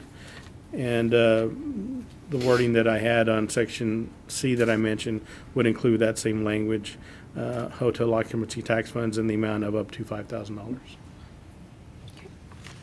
Ms. Carrasco, any other questions? Thank you. Mr. Burke? Not this time. Mr. Chris? I know that you said you wanted to leave A in there, but isn't that very repetitive? Right. Or is that something that maybe later on, if you hire somebody that you kind of want? Yeah. Okay, if we leave it in there, I'd like to see the number 2 from B added to A. We can do that. That's Because, just the no problem. documentation of it, Sure. because you're not really documenting it until after it hits that 1801 mark. So I'd like to see it documented in all 3 phases of it. Well, 2, because the third one is documented here for the most part, so. Yeah, that works. And really, and you're right, keeping it to form in case we do have somebody that will have that authority, we'll keep the form the same. Okay. And even though it is repetitive because the city manager is under A and B. But I like that idea, and I'd like to include that in my recommendation then on the passage of it, is to include the language on 2 under A1, add an A2. Very good. Mr. Crisp, any That's other it. questions? Okay, Mr. Molina? No questions. All right. Council, I'll entertain a motion at this time. Mayor, I make a motion to repeal ordinance number 2058A with the new ordinance number 2058B for the City Council of the City of Alice, Texas, regarding the use and administration of hotel occupancy tax funds, imposing a penalty and for improper use of such funds, and providing for said ordinance to take effect 10 days after the date of passage, with forementioned alterations or changes by city manager. Can I get a second? Second. Thank you. All in favor? Aye. Opposed, same sign. Motion stands as stated. Thank you, council. Thank you very much, Mr. Esparza, for your hard work on this. Thank you. Agenda item number 15, hear a presentation from the Alice Fire Department regarding statistics for quarterly calls for service. Good evening, Mayor, Council. I'm here to report our fourth quarter's numbers. And as normal, I'm going to go over some of the highlights of them. I won't go over all the details of them, but you all received these in the packet. And these are also going to be emailed to our IT department so that way they can be published on our website and our TV station, so the public will be able to review these numbers as well. Some of the things I want to highlight, a number of fires for this quarter were 40. That includes all types of fires. Rescue emergency services were 9. Hazardous conditions were 44, which were the bulk of our calls. We had service calls at 19, good intent calls at 26, and false alarm or false calls at 23. And I know last quarter, Councilman Chris had some questions on the false alarm calls, and I'm going to go a little bit more detailed in that here in a few minutes. I gave you also a detailed breakdown by the type of incident, so it goes into a little bit more detail, whereas the first page gives you total number of fires was 40. This one gives you a little bit more breakdown on those. So was it a building fire or a cooking fire, trash fire, a vehicle fire, things like that. So those are broken down on the next page. I also have broken down by types of fires, a separation between fires that happened in the city limits and fires that happened in the county, so that way you could get an idea of what kind of numbers we're running out in the county. And both those are also broken down by types of fires. The next report is a report that breaks down the zones, and in your package you should have received a map of the zones, and as you're aware, our city's broken up into separate zones, and so what we did is per zone we broke down the number of calls that were happening in those individual zones and the types of calls that are happening. So the first report gives you the number per zone, and then the next report will give you the actual breakdown of the types of calls in that particular zone. Let's see a map. Excuse me? We didn't get the map. We got the listing, but we didn't get a map. So your map's actually in the next agenda item. Oh, okay. They're both related. The next one's going to be the yearly numbers. So your next agenda item, the map is attached to that one.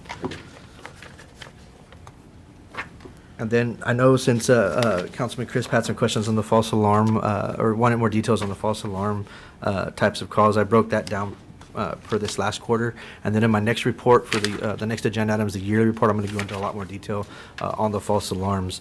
But basically we had 0 of them were mischievous calls or malicious calls. In other words, false alarm calls that were done intentionally. All of these calls were unintentional false alarm calls. 7 of them were system malfunctions, so a fire alarm system or a sprinkler system that was malfunctioning for whatever reason. Maybe a pull station was bad or a smoke alarm was bad. There were 7 of those, and then unintentional device activations were 15 of them, which were the bulk of our false alarm calls. And then we also had some other undefined types of false alarm calls. So it was a false alarm, but it didn't really fit into the other categories. There was one of those on that. So that's the quarterly report, and then I'm going to move over to the next agenda item if you guys are okay with moving forward. I think she needs to open it though. If you'd like to close it. Sure. So, council, any questions on agenda item number 15? No questions? Okay. wait. I do. I wanted to ask Ms. him. Carrasco? Yes, on page 114, on the arcing shorted electrical equipment, what all is? So arcing and shorted electrical equipment can mean maybe there was a surge protector that wasn't working. Maybe there was a breaker that tripped and for whatever reason, the fire department was called out for those. A lot of times we'll get called out for ballasts that are starting to smoke or overheating. Aging structures. Our community does have older areas of town, and some of those areas of town, the electrical wiring is not up to code, not current on the current code. So sometimes those things will does not mean that just because you have a new business or a new building or home that you won't have an electrical issue, because we have them in new homes as well. But they're predominantly more in our older areas of town. Arcing shorted electric equipment could also mean power lines. Sometimes those are coded there. We also have Yeah, those are the types of marketing. I lost my train of thought to what I was going to say. But yes, those are what that means. Okay. I appreciate it. Thank you. Yes, ma'am. Any other questions, council? No questions? Okay, moving on to agenda item number 16. Here, a presentation from the Alice Fire Department regarding statistics for yearly calls for service. So on this one, I'll go ahead and start with the general statistics. That's the very first page that you should have. Total fire calls for the year were 581. Total EMS calls for the year were 42. For the grand total of 623 calls. Again, the pre-incident values and losses, I know I talked about that last quarter. There are some figures there, but I don't have a lot of confidence in how accurate those numbers are, so I don't want you to focus too much on that number. There are some numbers there, but again, it's very hard for us to determine the value and a loss on a property.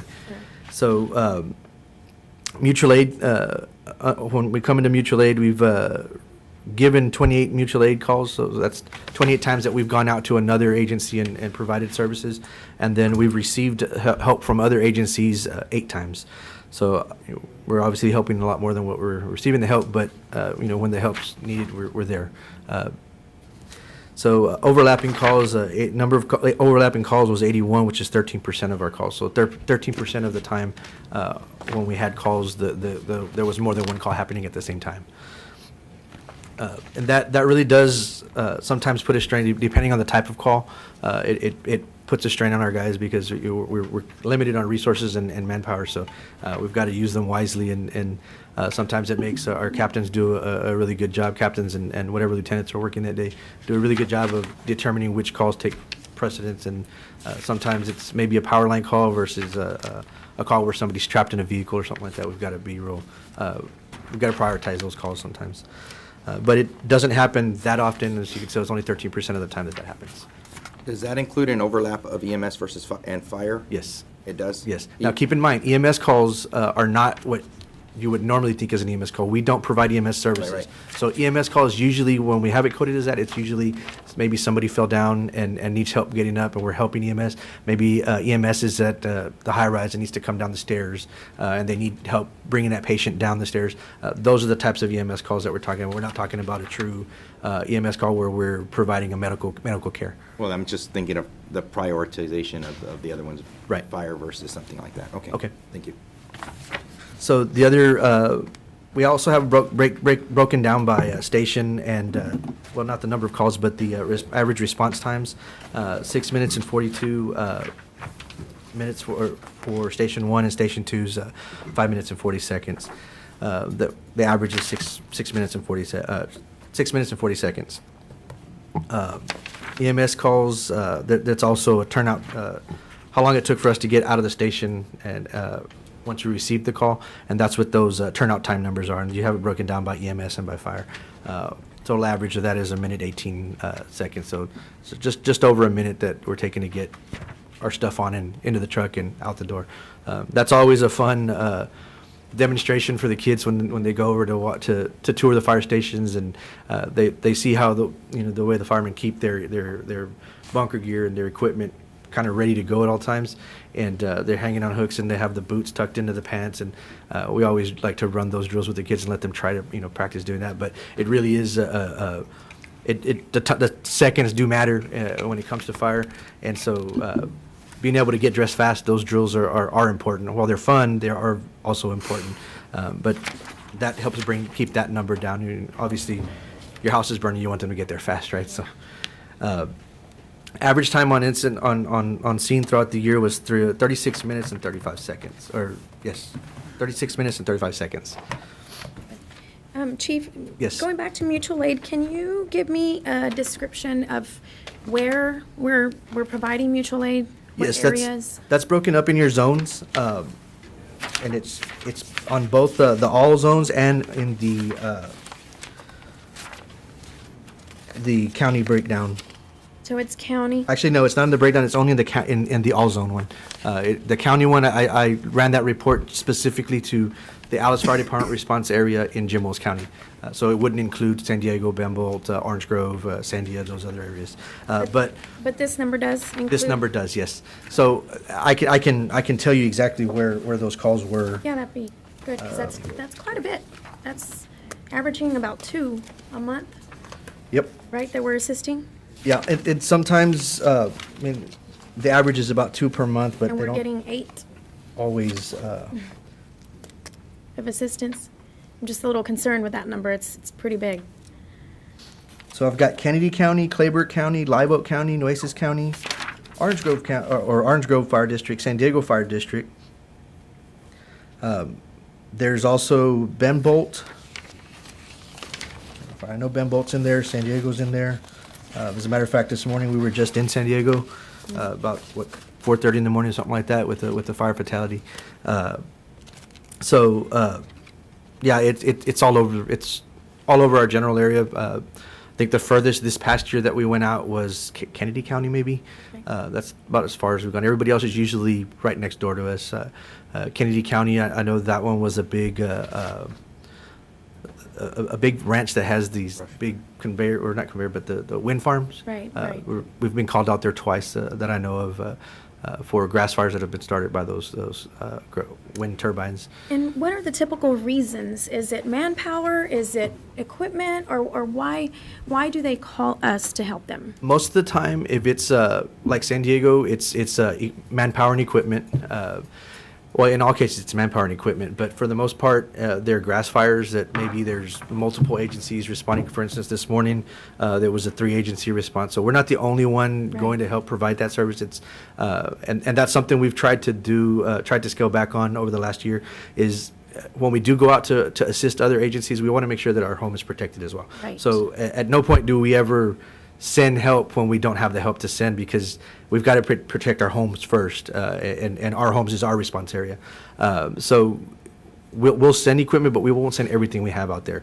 And just depending on the incident, sometimes, like this morning, it was they requested an engine to help them with a structure fire, with a house fire. They needed another engine. We didn't send that second engine. They had to request that from another agency nearby as well. So it can mean grass fires and house fires are primarily the main reasons.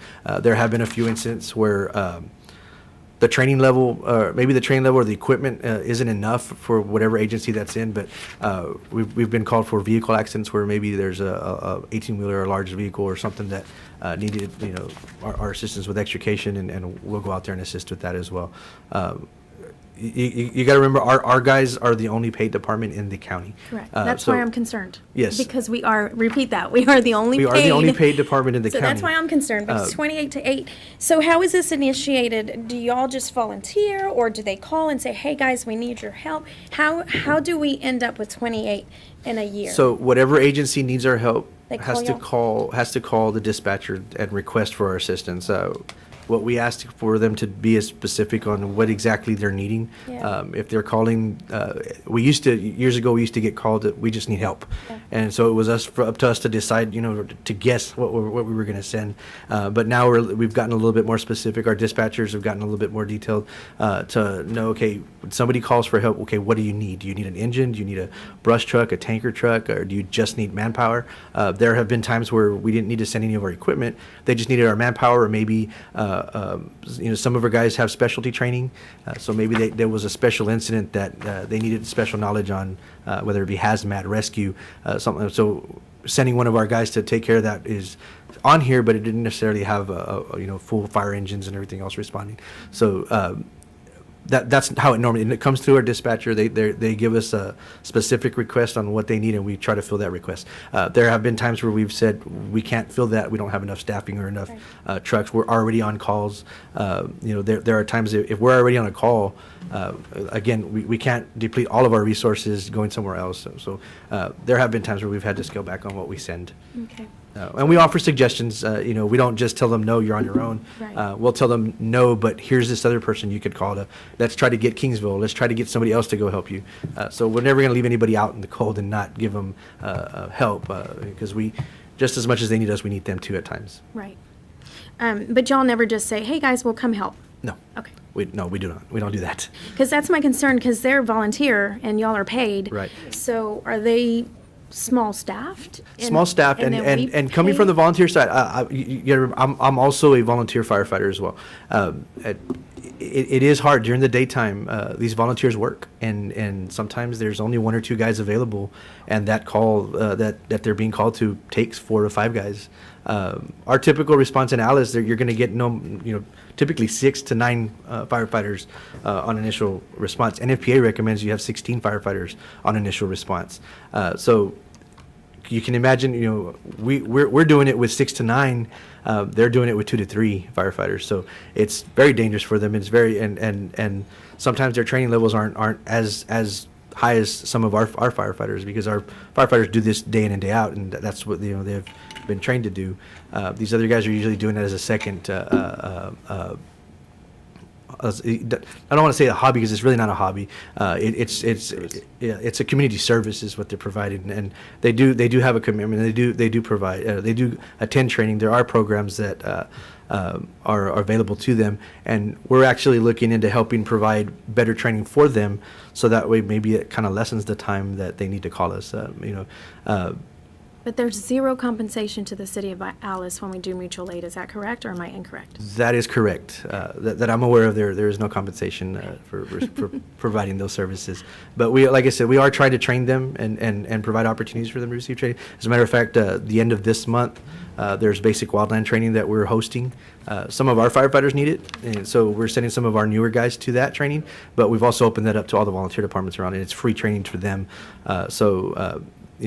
We train alongside them and try to make sure that they know what we know, because when they come to our scene, we want them to know what we know as well, because we want to be able to depend on them to help us, And y'all's just like they training, depend on us. So. It's free to them, right? Yes, for the most part, unless it's going to cost us something, we can't cost. I'm like, are we can't incur volunteering cost. that too? No, we don't do that. But if there is a cost, now there are grants that are available to them to help them with their training, Yeah. to obtain that training, and we're going to really get a little bit more aggressive with the training and trying to bring in training. Right.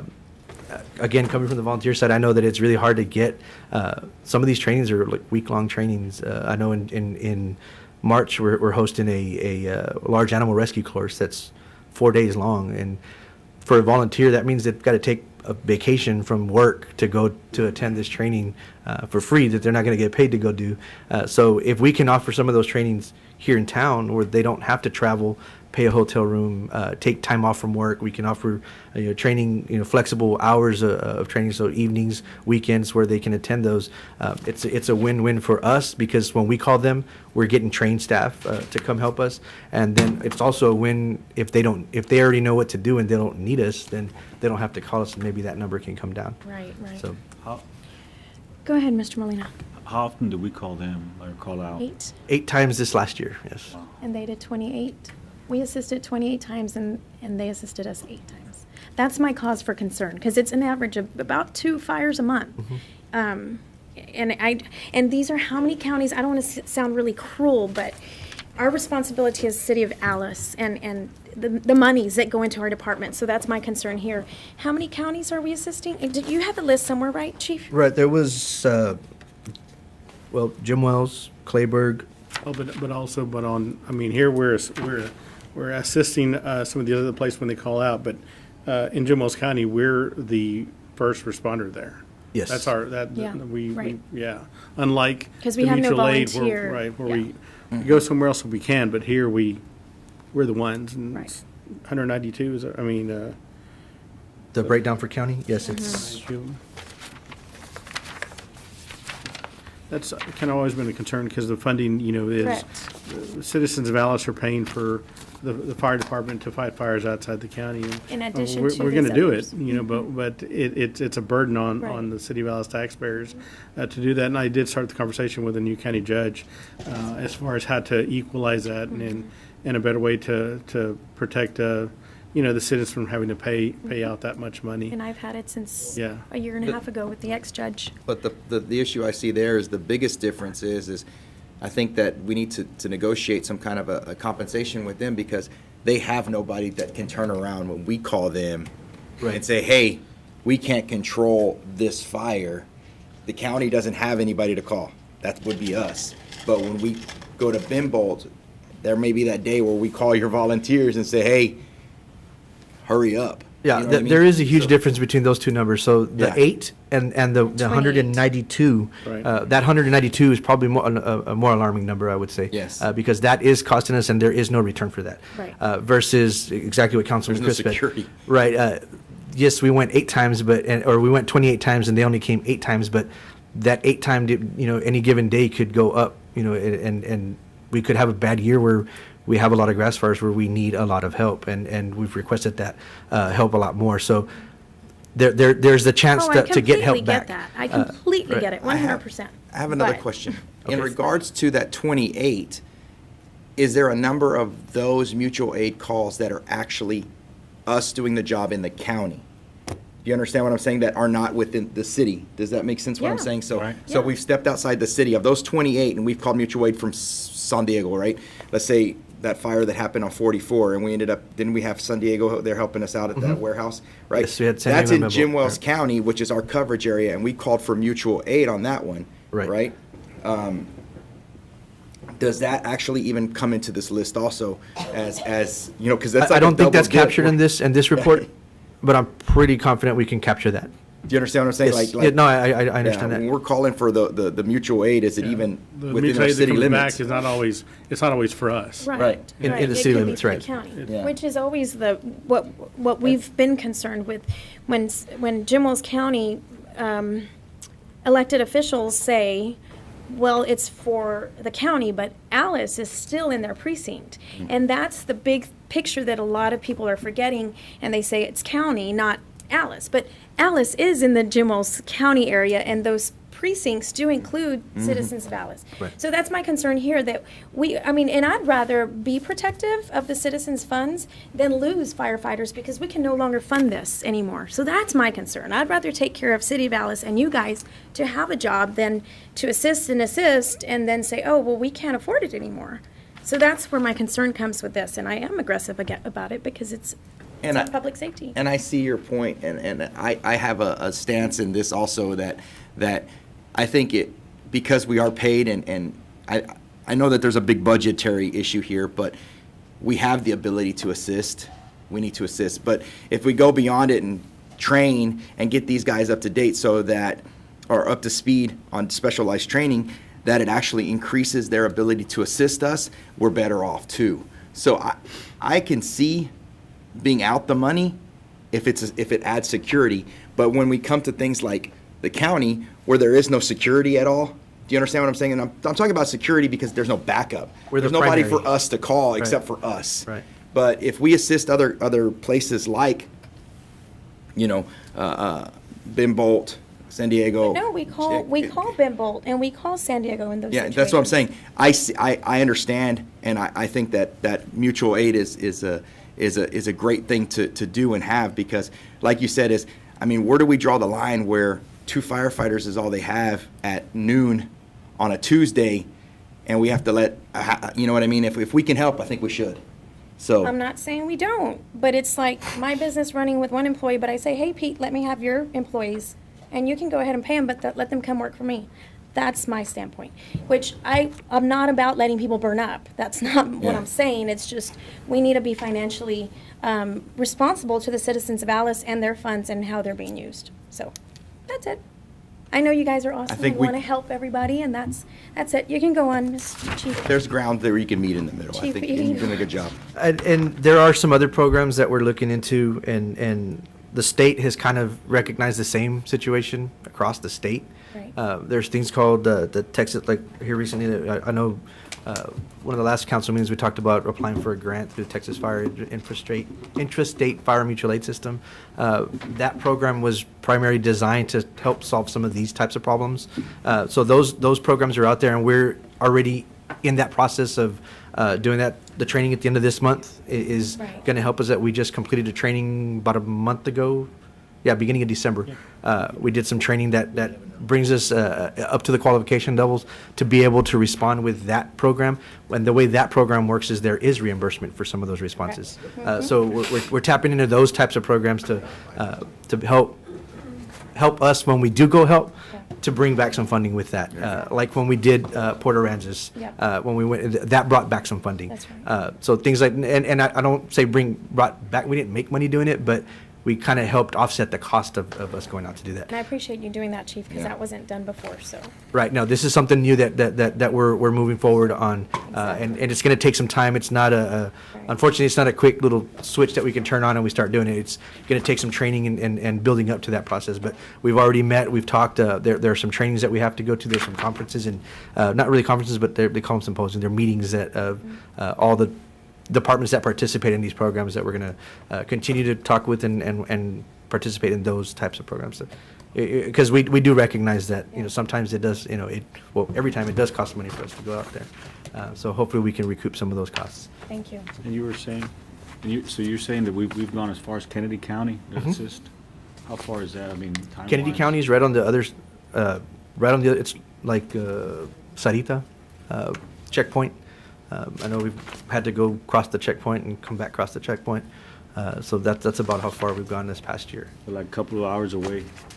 That's in a fire truck, yes. Yeah, in a fire truck. In a fire truck, yes, because they don't Plus go the as time fast as they're. spent over there, and then. I kind of agree with the mayor. There has to be a line drawn somewhere where, we're not that you all don't kind of leave the city vulnerable. but Right, no, it's we like, I mean, if they keep crying wolf and we keep running, well then, I mean, what happens when we don't answer? I mean, how many other folks are 2 hours away that can kind of help, I guess, to some degree, but Thank you. in both ways. So concerned. You got a lot on your plate, man. But you're doing good. Okay. And we appreciate that. That's what I'm here for. Okay, so back to the numbers. Again, the difference between city county was 400. County was 192 and the city was 411. 407. I had 411. 411. Well, the city of Alice, I'm sorry, the city limits.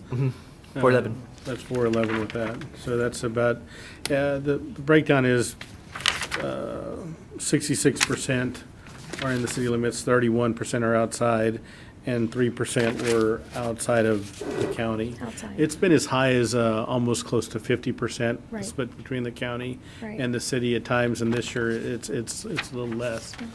Keep in mind, this year is the first year that we actually completed a full year with this new software. So we're able to give you some of these breakdowns. As I go through a little bit, I can give you total numbers for years past, but the actual breakdowns of the types of fires and the more detailed, I can't give you for 2017, 16, 15. I will be able to do that here, comparing 2018 to 2019, and things like that. And that's the plans is to be able to track those numbers a little bit better. But yes, in the past, the numbers have been different. It varies. Sometimes it is closer to the 50% mark as far as county versus city traffic. Again, just as in the quarterly reports, it's broken down, by zone, so you can see the different zones, where they're at and the types of calls that we're having in those zones. And again, these numbers are important, especially if we can break it up by neighborhoods and zones, because that helps us determine what type of programs we need to be able to implement to help bring those numbers down. If there's anything we can do to help lessen those numbers, obviously, every time we roll that truck, it costs money, and we know that. And more importantly, every time we roll that truck, somebody's in danger, somebody's at risk of being hurt, and we don't want that either. So anytime we can reduce some of these calls, that's what we're going to try to do. So these numbers, that's why it's important for us to see these breakdowns, especially, again, per zones. If there's a certain neighborhood that we can pinpoint, there's a lot of, electrical fires from overheated, circuits, then maybe that's a neighborhood that we need to, to educate and maybe look for grants to help, update, equipment or to update properties and things like that. So it's really, that's why those zones are and breakdowns are really important for us. And again, as with the quarterly reports, the yearly report's going to be available online as well and on our TV station. So false alarm calls, I know there was some question about false alarm calls and we wanted a little bit more details on those. Yes, false alarm calls do cost money. I don't have a number individually, this call costs, this much money or anything like that, but I do know, it's very obvious that they cost money. And I wanted to go over a little bit more about how false alarms are handled. So It can be a number of different things. If you'll see on the yearly breakdown, the type of false alarm calls, there was 2 malicious or mischievous false calls. Sometimes we'll have a kid or somebody, I blame it on kids because I know the last one was a kid. They'll go and they'll pull a pull station, or they'll activate some sort of an alarm system. Those are done intentionally. Those and I do know the one that one of those events was at one of our apartment complexes, and the police department was there. They were really quick to be able to locate the kid that did it, and there was some consequences to that. So we, as usual, I mean, we work together with the police department on a lot of these. If it is malicious or intentionally done, the police department helps us to make sure that prevent those from happening again. But then there's other things, and I gave you a breakdown of. Hey, Patrick, going back to that, how often, like when there's, because it's vandalism, right?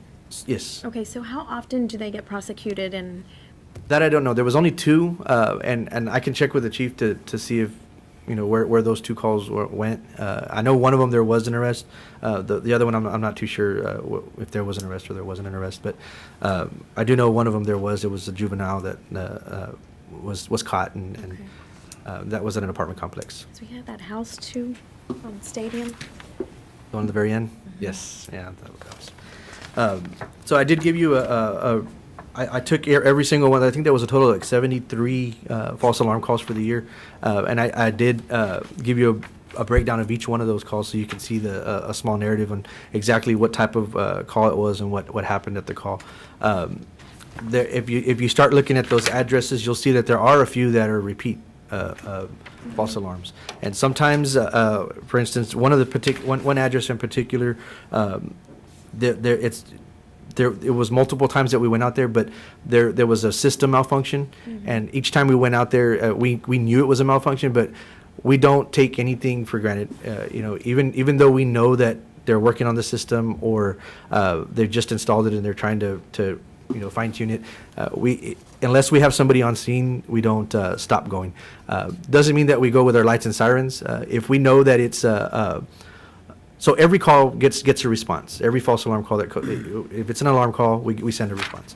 Our first engine responds with lights and sirens until we have confirmation that it could be a false alarm call. Then we downgrade, because anytime we run with lights or sirens, it puts other people in danger on the way. We're running through intersections. We're moving through areas, not moving through regular flow of traffic.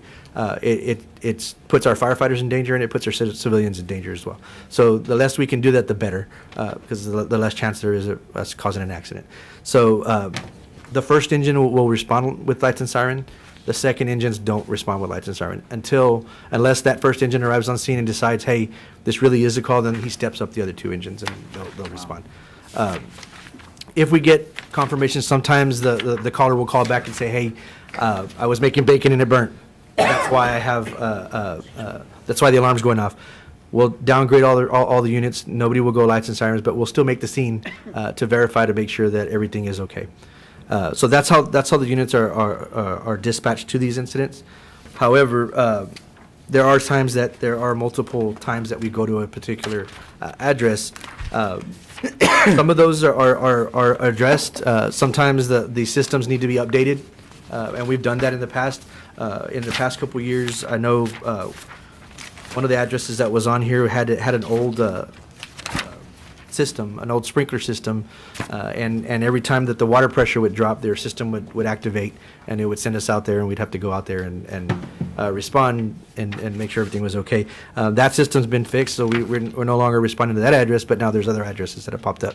So it's kind of a never-ending battle with some of those addresses, and there are things that we can do that we can explore in the future.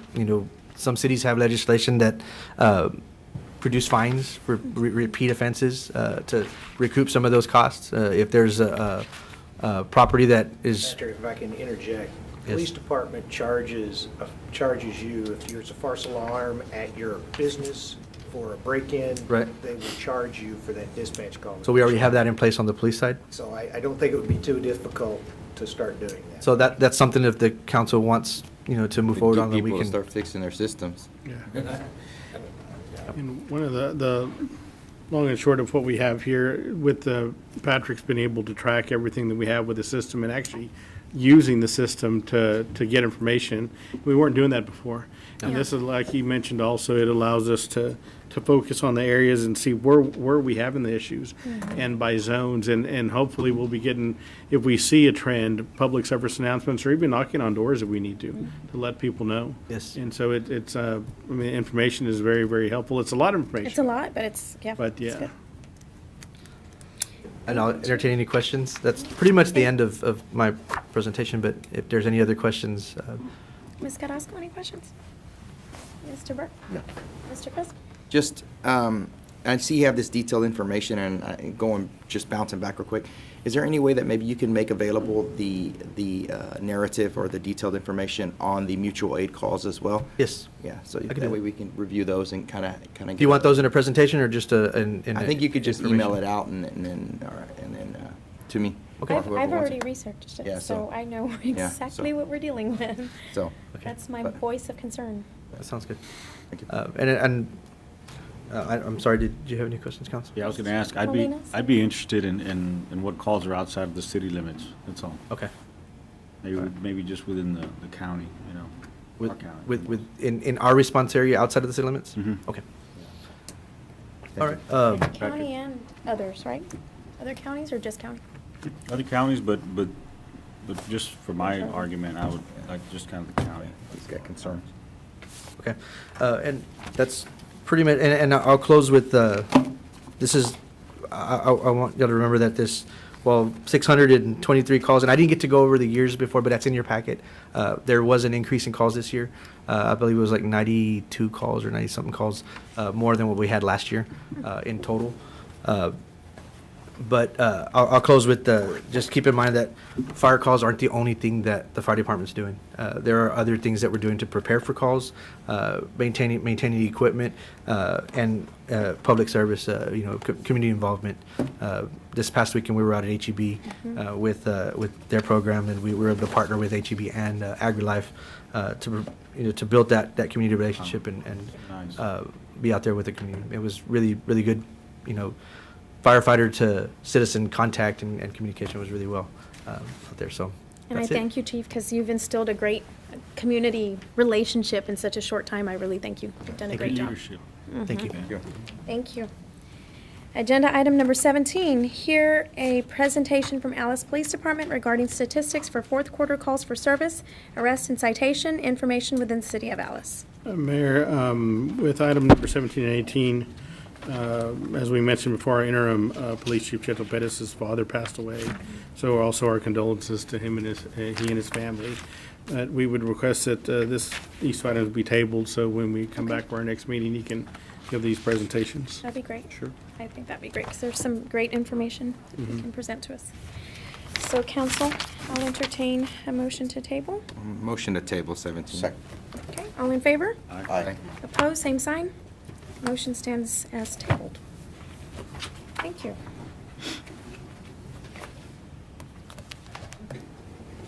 So I'll call for tabling of agenda item 18, here a presentation from the Alice Police Department regarding statistics for yearly calls for service, arrest and citation information, sorry, that was 18, within the city of Alice. That seemed like the same thing. Motion to table. Thank you. Can I get a second? All in favor? Aye. Opposed, same sign. Agenda item 18 is tabled. Agenda item 19, adjourn and/or consider and act upon adjournment. Motion to adjourn. Second. All in favor? Aye. The time is now 8:42. This meeting is now adjourned. Thank you, everybody here, and for watching at home. We really appreciate y'all. Thank you so much.